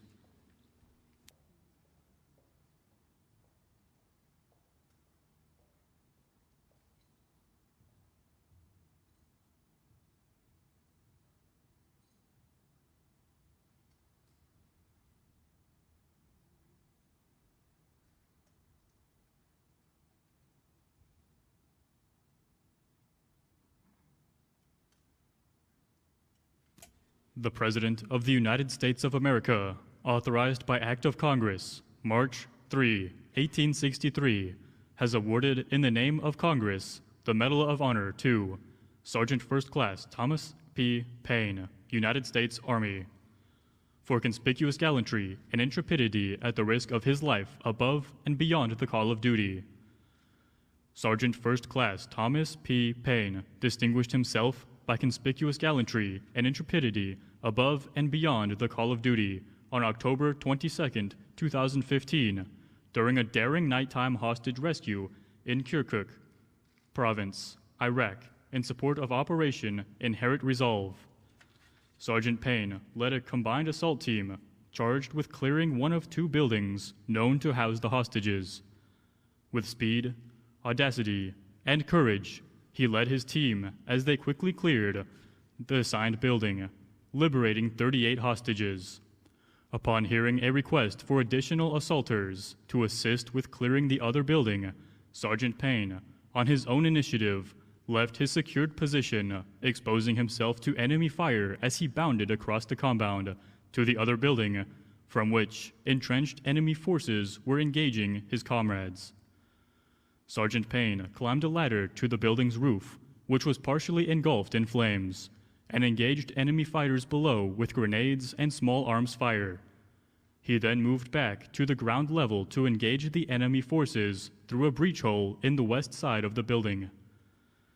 Knowing time was running out for the hostages trapped inside the burning building, Sergeant Payne moved to the main entrance, where heavy enemy fire had thwarted previous attempts to enter. He knowingly risked his own life by bravely entering the building under intense enemy fire, enduring smoke, heat, and flames to identify the armored door imprisoning the hostages. Upon exiting, Sergeant Payne exchanged his rifle for bolt cutters and again entered the building, ignoring the enemy rounds impacting the walls around him as he cut the locks on the complex locking mechanism. His courageous actions, motivated by the coalition assault team members to enter the breach and assist with cutting the locks. After exiting to catch his breath, he re-entered the building to make the final lock cuts, freeing 37 hostages. Sergeant Payne then facilitated the evacuation of the hostages, even though ordered to evacuate the collapsing building himself, which was now structurally unsound due to the fire. Sergeant Payne then re-entered the burning building one last time to ensure everyone had been evacuated. He consciously exposed himself to enemy automatic gunfire each time he entered the building. His extraordinary heroism and selfless actions were key to liberating 75 hostages during a contested rescue mission that resulted in 20 enemies killed in action. Sergeant First Class Payne's gallantry under fire and uncommon valor are in keeping with the highest traditions of military service and reflect great credit upon himself, the United States Special Operations Command, and the United States Army.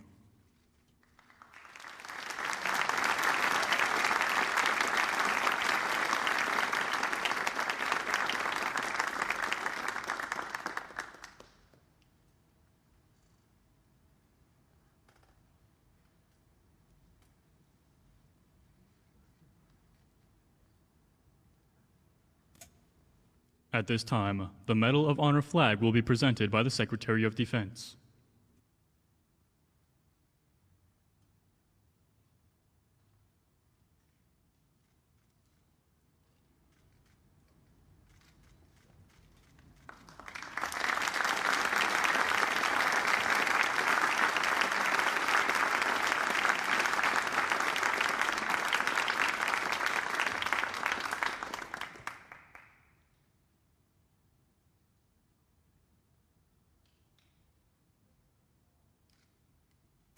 Thank you, Sergeant Major Payne.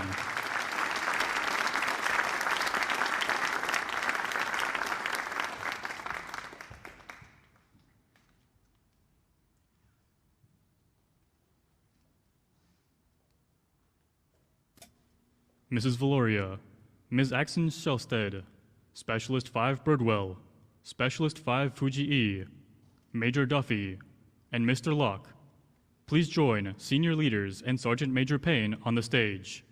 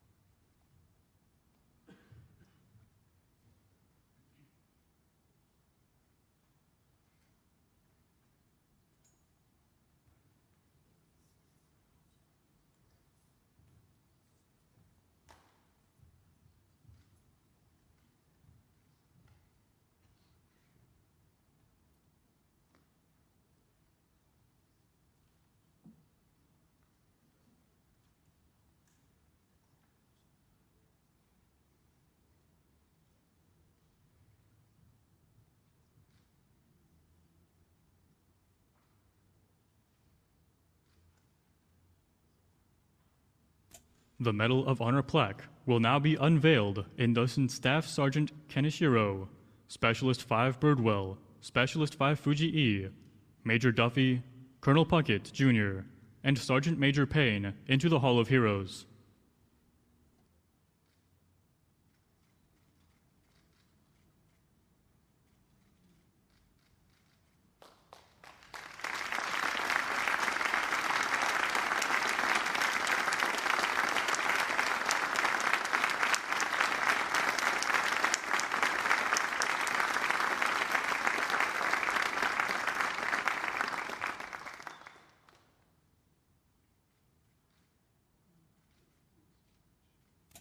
Thank you, Secretary Austin, Secretary Wormuth, General Milley, General Martin, Specialist 5 Birdwell, Specialist 5 Fuji E, Major Duffy, Mr. Locke, and Sergeant Major Payne.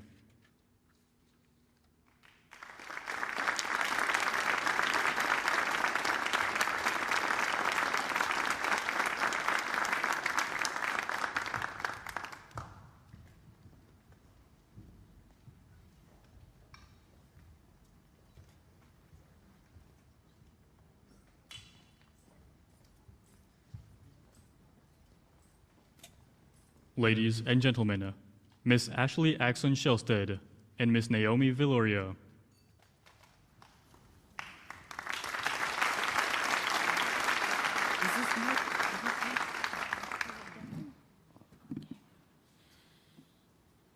Good morning. My name is Naomi Villoria, here with my niece, Ashley Axon Shelsted, to represent the Kaneshiro family.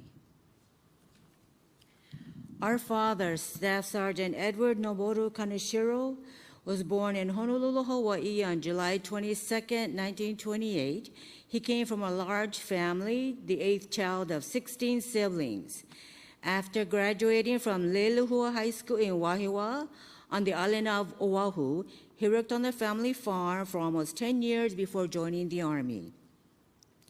While serving in the Army with the 1st Cavalry Division in Vietnam, he was killed in action on March 6, 1967. Our mother became a widow and a single mother at 35 years old. She began a life of tremendous difficulty raising 5 children alone. The oldest daughter was 10 and the youngest son at only 4 months old. Our mother never said a word about our father or the war all these years because the grief was just too profound. We were all very young when our father died. As years passed and stories were told, we knew that our father was a proud soldier who carried traits of duty, honor, and pride into war. On December 1st, 1966, he was a squad leader of his platoon during a mission in Ken Son Valley, Vietnam, when his unit came under fire from a heavily fortified village of North Vietnamese troops. Without being told what to do by anyone, he crawled forward to attack it alone, using 6 grenades and an M16 rifle. His brave and selfless act not only saved the lives of U.S. soldiers, but also resulted in success for the next mission of the Army forces. Sadly, just 3 months later, he was killed by enemy fire. As we grew up, we were able to read and learn about our father through conversations with relatives and reading newspaper articles. We realized how heroic his actions were when we learned that he was recommended for the Medal of Honor. We were all well aware that this was the highest honor the country could bestow on a serviceman. My youngest brother, John, helped add to that perspective. He followed in our dad's footsteps as an American soldier, and we were very proud. John accepted the Medal of Honor from President Joe Biden yesterday on behalf of the Kaneshiro family. John joined ROTC during high school and joined the U.S. Army upon graduating. He continued his service as an Army reservist and completed 2 deployments to the Middle East during Operation Iraqi Freedom. He carried on the legacy of Army service. From what we remember from our childhood, we recall our dad being a very quiet and humble man. We believe he would not want attention directed at him because we presume he thought all he did on the battlefield was his duty. We believe our dad would have been honored to receive the Medal of Honor, but would not want all the fuss. This week has shed new light above his bravery. Though my mother never spoke of the war and my father's military service, she too would have been so proud. Our mother passed away this year on April 10th at the age of 90, and will rest in peace with our dad at the Punch Bowl National Cemetery of the Pacific in his home state of Hawaii on July 22nd, which happens to be his birthday. Our family is extremely honored and overwhelmed with gratitude that our father's heroic actions to save his fellow soldiers and his duty to country has finally been recognized with this very prestigious award of the Medal of Honor and to be inducted into the Pentagon's Hall of Heroes. For our future generations, my niece Ashley has a few words to tell her grandpa.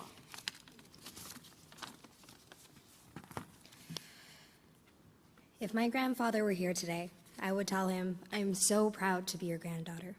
I'm proud of your service and your bravery. I gave my son a middle name, Noboru, in your honor. His name is Sebastian Noboru Axon, and we will teach him our family traits you took into battles: duty, honor, and pride. And I will be so proud if my child decides to join the Army. I am so proud that you and Uncle John were soldiers, and I am proud of the American soldier. And to all the soldiers who served with my grandpa, thank you. And for all those who served and are still serving, thank you.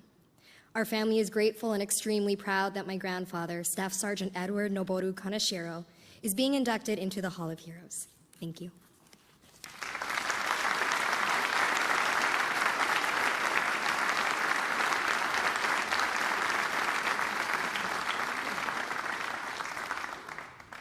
Thank you, Miss Ashley Axon-Shelsted and Miss Naomi Valoria.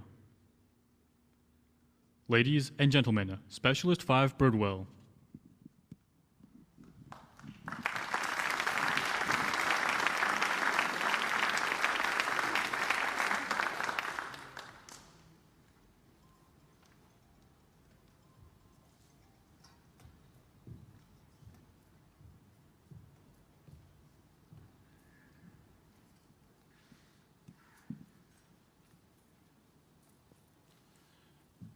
This may be a bit painful for me, and if I don't keep it short, it's going to be painful for you. But I want to thank my Creator. I want to thank President Biden, the United States Army, General Otis, who was my commander that day and never stopped supporting this effort, which resulted in the Medal of Honor. Also, thanks to my family and the Cherokee Nation, and for the men who were there and the men who didn't make it, this award is for you. And by this award, the world will now know that we accomplished something very important that day. We saved Tonsanute Air Base from the enemy. Thank you.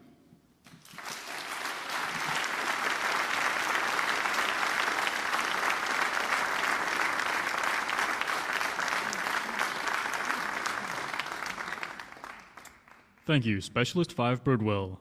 Ladies and gentlemen, Major Duffy.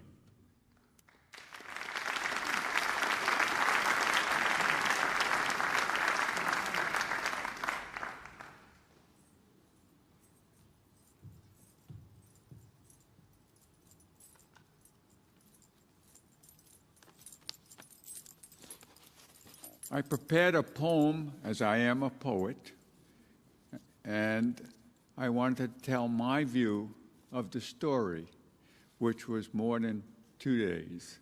We were up on Charlie for almost 2 weeks. It's my retrospective on Charlie. I thought I would escape staff duty in Saigon. I volunteer for advisor duty with the Vietnamese Airborne. My associates describe me as foolish with the war winding down. Why get killed as we are pulling out? The Vietnamese can handle it. I disregard all their well-intentioned advice, as I am a soldier, and I have no desire to fight in a war zone from behind a desk. I put on my camouflage fatigues and my cocky red beret. Not too bad, if I say so myself. Now I am outfitted to join my paratroopers. I fight on Nui Badan, or translated Black Virgin Mountain. I fight in the Tainen Forest. Too many tunnels there. Next, I fight on Rocket Ridge in a place called Charlie. My team of 4 is short men. I am a team of 1. I air assault in with 470 paratroopers and come out with 37. We are surrounded by a division. Anti-aircraft guns ring Charlie. The landing zone is untenable with 10 anti-aircraft guns above us. Helicopters resupply is precluded as the NVA controlled the airspace above us.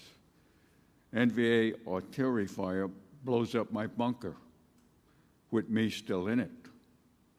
I crawl out over the dead bodies, my head ringing from a concussion. My counterpart, the battalion commander, is killed. The XO, Major Lee May, assumes command of the battalion. NVA artillery fire blows up. Start again. With 8 NVA battalions tasked to take Charlie base. Most on Charlie are wounded or killed in the battle. Medical evacuation is not possible for the wounded. Our orders are fight to the death. 2 weeks, the paratroopers fight even without ammunition. They fight with their bayonets and entrenching tools until it is get out or get killed in the next attack. Skedaddle, we choose. Lee May and myself becoming the rear guard. 1 battalion of NVA attacked on our western trench line.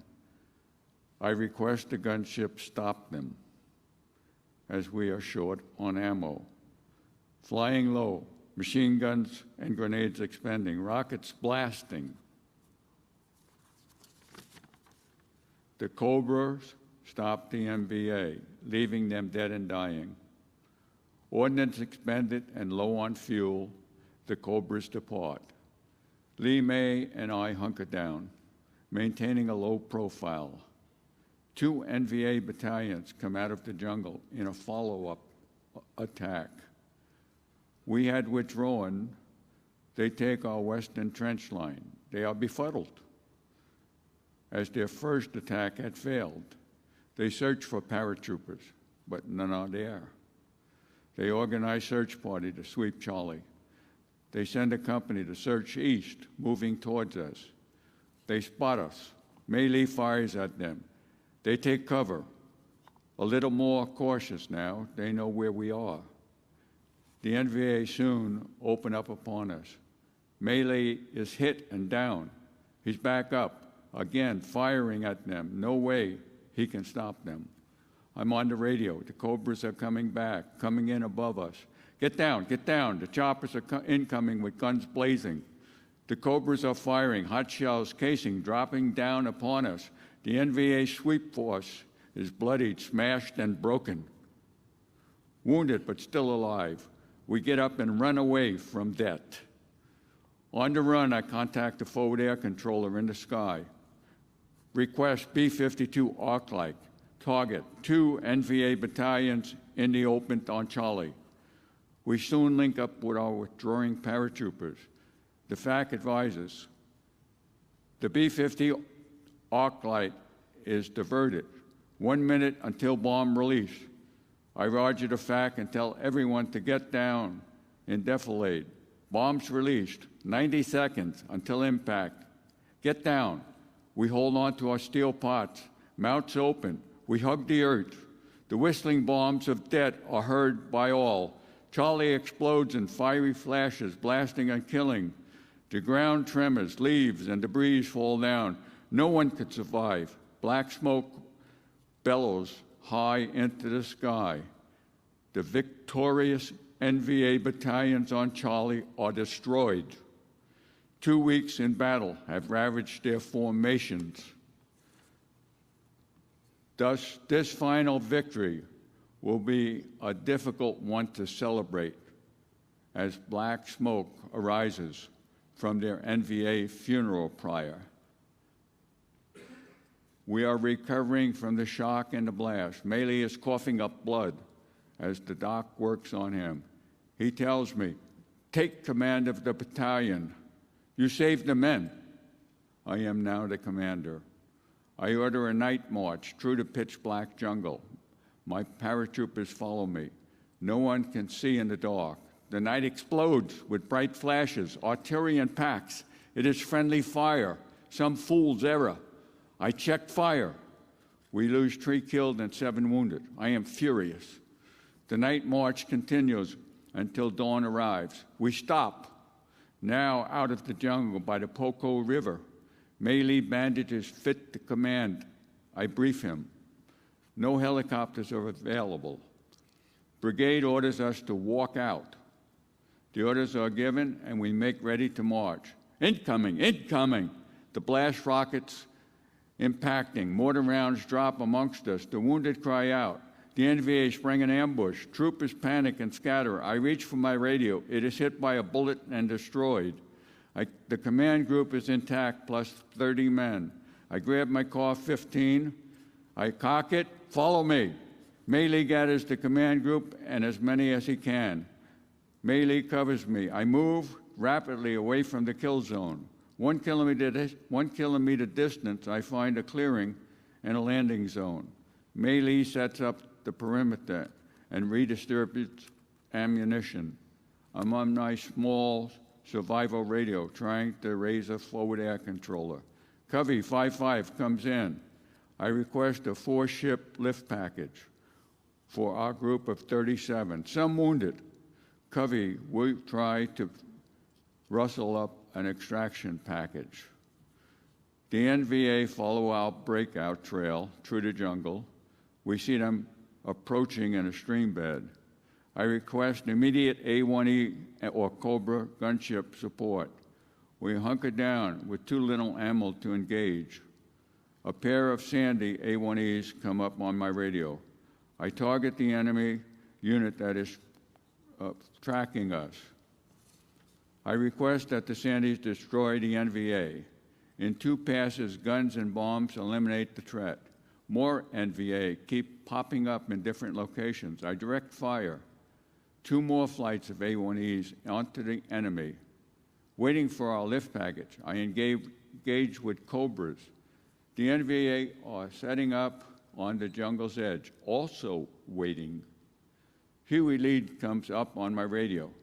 Dusty Cyanide, we are directed to have you depart on the first ship. I advise, I will be on the last ship, last man out on number 4. Roger, Dusty, you will be on the last ship out, acknowledged.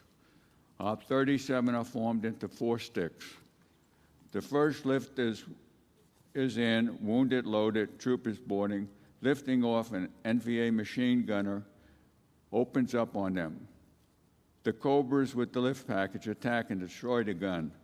Lift 2 comes in. The paratroopers scramble aboard. He is out. Lift 3 in and out without taking fire. We are the last 5. Lift 4 approaches. He is taking fire. He aborts and approaches from a new direction. He comes in low. Touchdown. We scramble onto the aircraft. I'm the tail gunner. I ride the strut and signal thumbs up.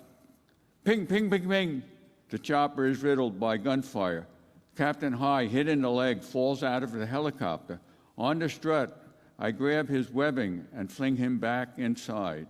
Melee helps me pull him in and starts treating his wound.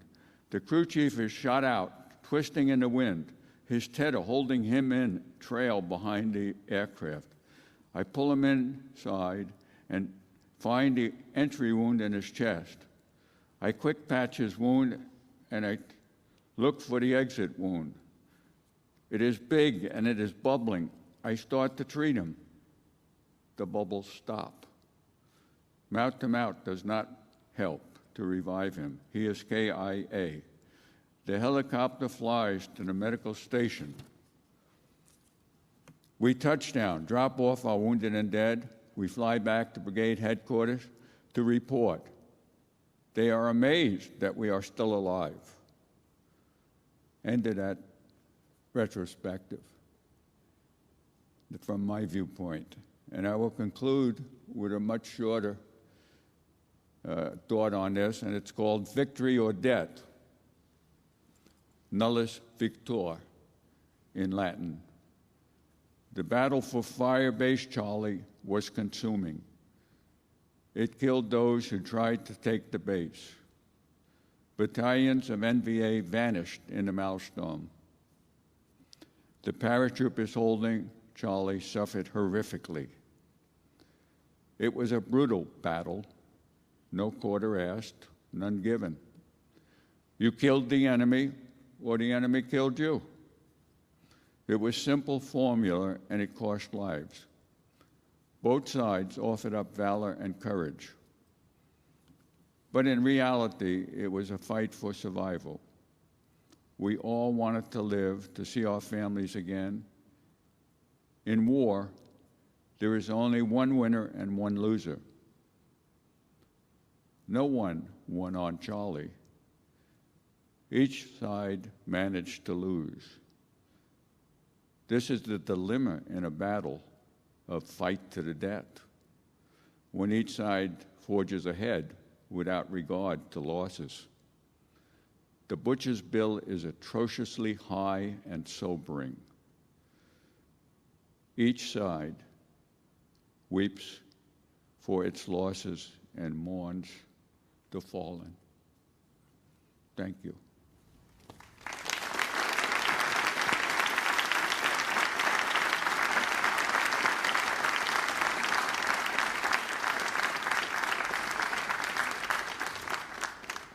Thank you, Major Duffy.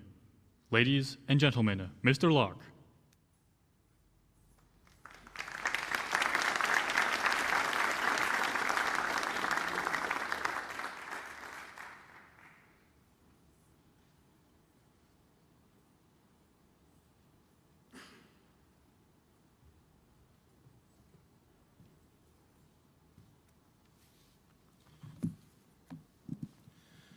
Good morning to our distinguished guests, and especially to Colonel Ralph Puckett's fellow Medal of Honor recipients and their families. He is honored to be considered one of you. While Colonel Puckett is unable to attend today, both he and his wife Jeannie are here in spirit. In their stead, I am privileged to have been asked to speak on his behalf. As their honored representative, they requested just one thing of me: fewer words have more impact. Given that Commander's guidance, I've opted for what I'll call Contingency Plan 3B. Be specific, be brief, and be gone. Somewhat easier said than done, as I'm sure you'll soon appreciate. Colonel Puckett graduated from the United States Military Academy in 1949 as an infantry officer. With the outbreak of war in Korea the following year, he immediately volunteered to serve in the first major conflict of the Cold War.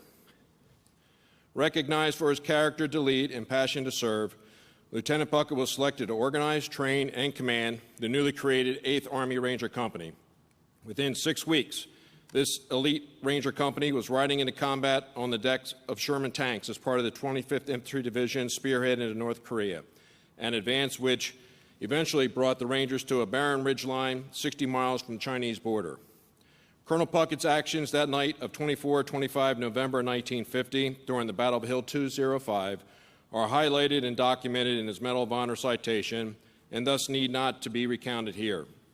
However, for those who know Colonel Puckett, there is nothing about his courage on Hill 205 that surprises us. His actions were simply, as one Ranger succinctly put it, Ralph being Ralph.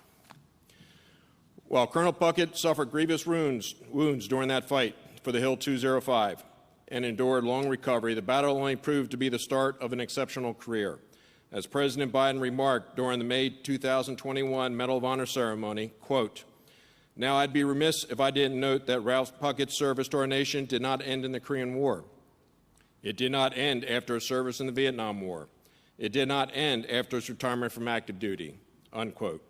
During Vietnam, Colonel Puckett would once again volunteer in 1967 for a tour of combat as a battalion commander in the 101st Airborne Division, where he earned the moniker the Ranger. It was a description exemplified on many an occasion, such as during one dire night-long firefight when a hard-pressed infantry platoon leader preparing for a defensive last stand recalled the effect on his battle-exhausted men. Quote, "Word of Colonel Puckett's arrival spread like wildfire. We all stiffened up and felt that nothing bad could happen now because a Ranger was with us," unquote. Sharing the danger and hardships with his men epitomizes Ralph Puckett's warrior ethos of combat leadership. All told, by the time the Ranger retired in 1971, after 22 years of active duty service, his ribbon rack would reflect, among other awards, the Medal of Honor, the Distinguished Service Cross, 2 Silver Stars, 3 Legions of Merit, 2 Bronze Stars with V device for valor, 5 Purple Hearts, and 10 Air Medals.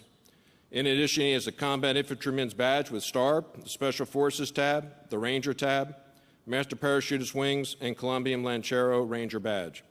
Though he himself would never say so, the case be made that he is the most decorated soldier for valor in U.S. Army history. Retirement from active duty did not signal an end to service, though.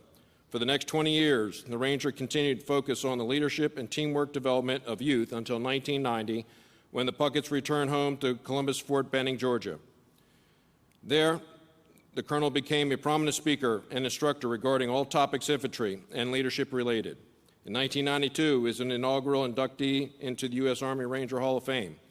From 1996 to 2008, he served as the honorary colonel of the 75th Ranger Regiment, an unprecedented and unequaled 12-year period under 7 consecutive regimental commanding officers, a period of time that included trips to both Iraq and Afghanistan, where his Rangers helped him celebrate his 80th birthday.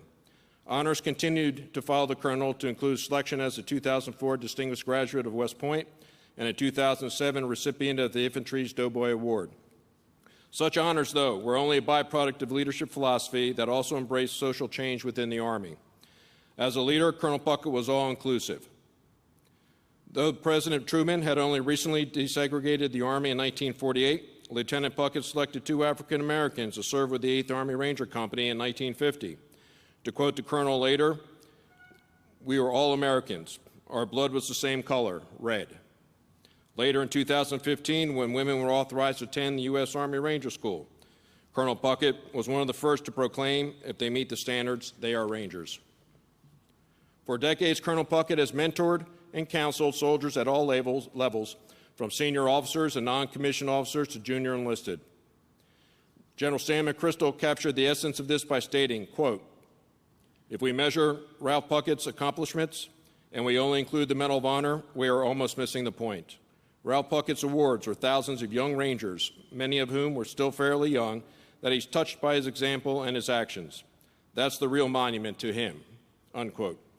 While I have my own personal Colonel Puckett stories over 30 years, when I reflect on who the colonel is and what he represents, it is not of the White House ceremony, with the President of the United States placing the Medal of Honor around his neck, or the dozens of senior officers and NCOs whom the colonel has so positively influenced over his decades of service in and out of uniform.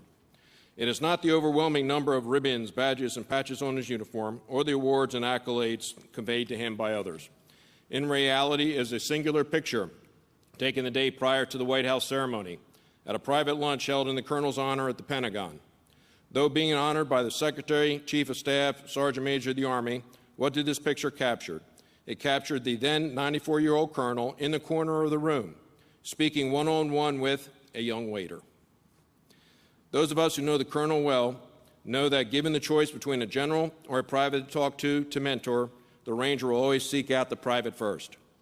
The colonel's philosophy of leadership, his moral compass, is predicated on a cadet prayer that West Point graduates espouse. Less a religious invocation and more a code to live by, both professionally and personally. An extract reads, "Make us to choose the harder right instead of the easier wrong, and never to be content with a half-truth when the whole can be won." In the end, it was never about medals, awards, praise, or recognition. It was not about rank, position, or prestige. It was, and it always is, about the harder right instead of the easier wrong, about his Rangers and his soldiers. Colonel Ralph Puckett does not set the example, he lives the example. He has a legacy that may be equaled by few, but surpassed by none. On behalf of Colonel Puckett, his family, and his 8th Army Ranger Company comrades in arms, I thank you for your time. Stay safe. Rangers lead the way.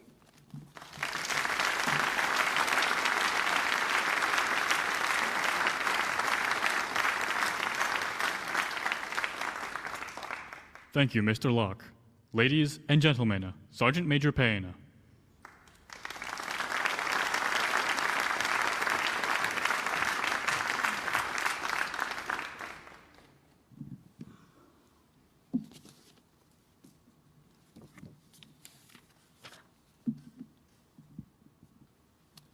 To the President of the United States of America, the Department of Defense, Chain of Command, and my fellow Americans, thank you. This is truly an honor. The Huija Hostage Rescue Raid on October 22nd, 2015 highlights our country's undying commitment to life, liberty, and the pursuit of happiness. Men of the United States Special Operations Command risked their lives, and Master Sergeant Josh Wheeler gave his life in order to liberate the oppressed, so that the liberated now have the second chance at life and the pursuit of happiness. Anytime our boots hit the ground, we are ambassadors of the American way of life. As soon as we infill behind enemy lines on the Huija Hostage Rescue, we were in an intense firefight. Our courage partners were engaged in perfect interlocking sectors of fire. Master Sergeant Wheeler knew it had to be done, and he did not hesitate. He looked back at another assaulter and gave the command on me. On me is a command that fearless leaders give to lead, motivate, and inspire on the field of battle. Josh gave the command on me, and those were his last words, as he led the way, running toward the sound of the guns. Josh's actions set the standard, and it was our duty to liberate the oppressed and complete the mission. Other assaulters held down the breach point, all the way down to their last magazine, while bullets were ripping through their uniform. I witnessed assaulters fearlessly fight on a rooftop of a burning building while engaging ISIS combatants as the enemy initiated multiple suicide vests right underneath our feet. Other assaulters began breaching the prison windows, while a sustained rate of enemy machine gun fire poured out of the burning building. My teammates, the heroes of the Huija Hostage Rescue's actions, are the epitome of selfless service. Their legacy, along with the legacy of the 9/11 generation, will live on with this Medal of Honor. And the spirit of the Medal of Honor lives inside every great American. To the next generation of great American warriors, keep your aim true, stay vigilant, and be prepared to push our Army to new limits. We look forward to gracing the field of battle and destroying the enemy with you. Thank you.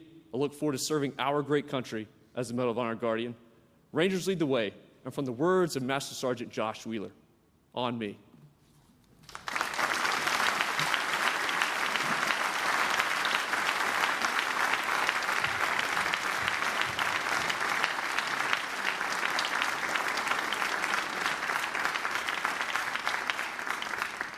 Thank you, Sergeant Major Payne. Ladies and gentlemen, please stand and join in the singing of the Army Song. The words to the Army Song can be found in your program.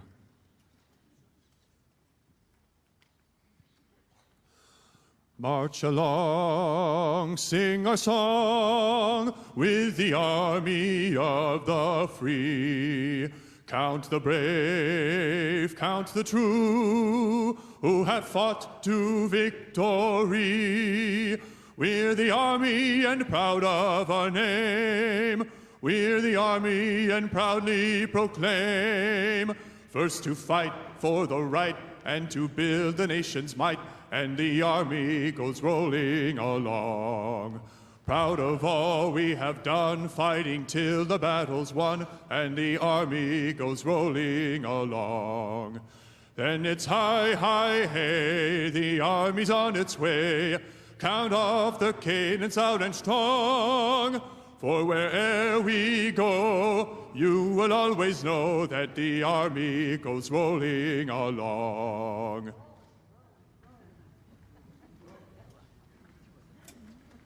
This concludes the Medal of Honor induction ceremony. Thank you for attending.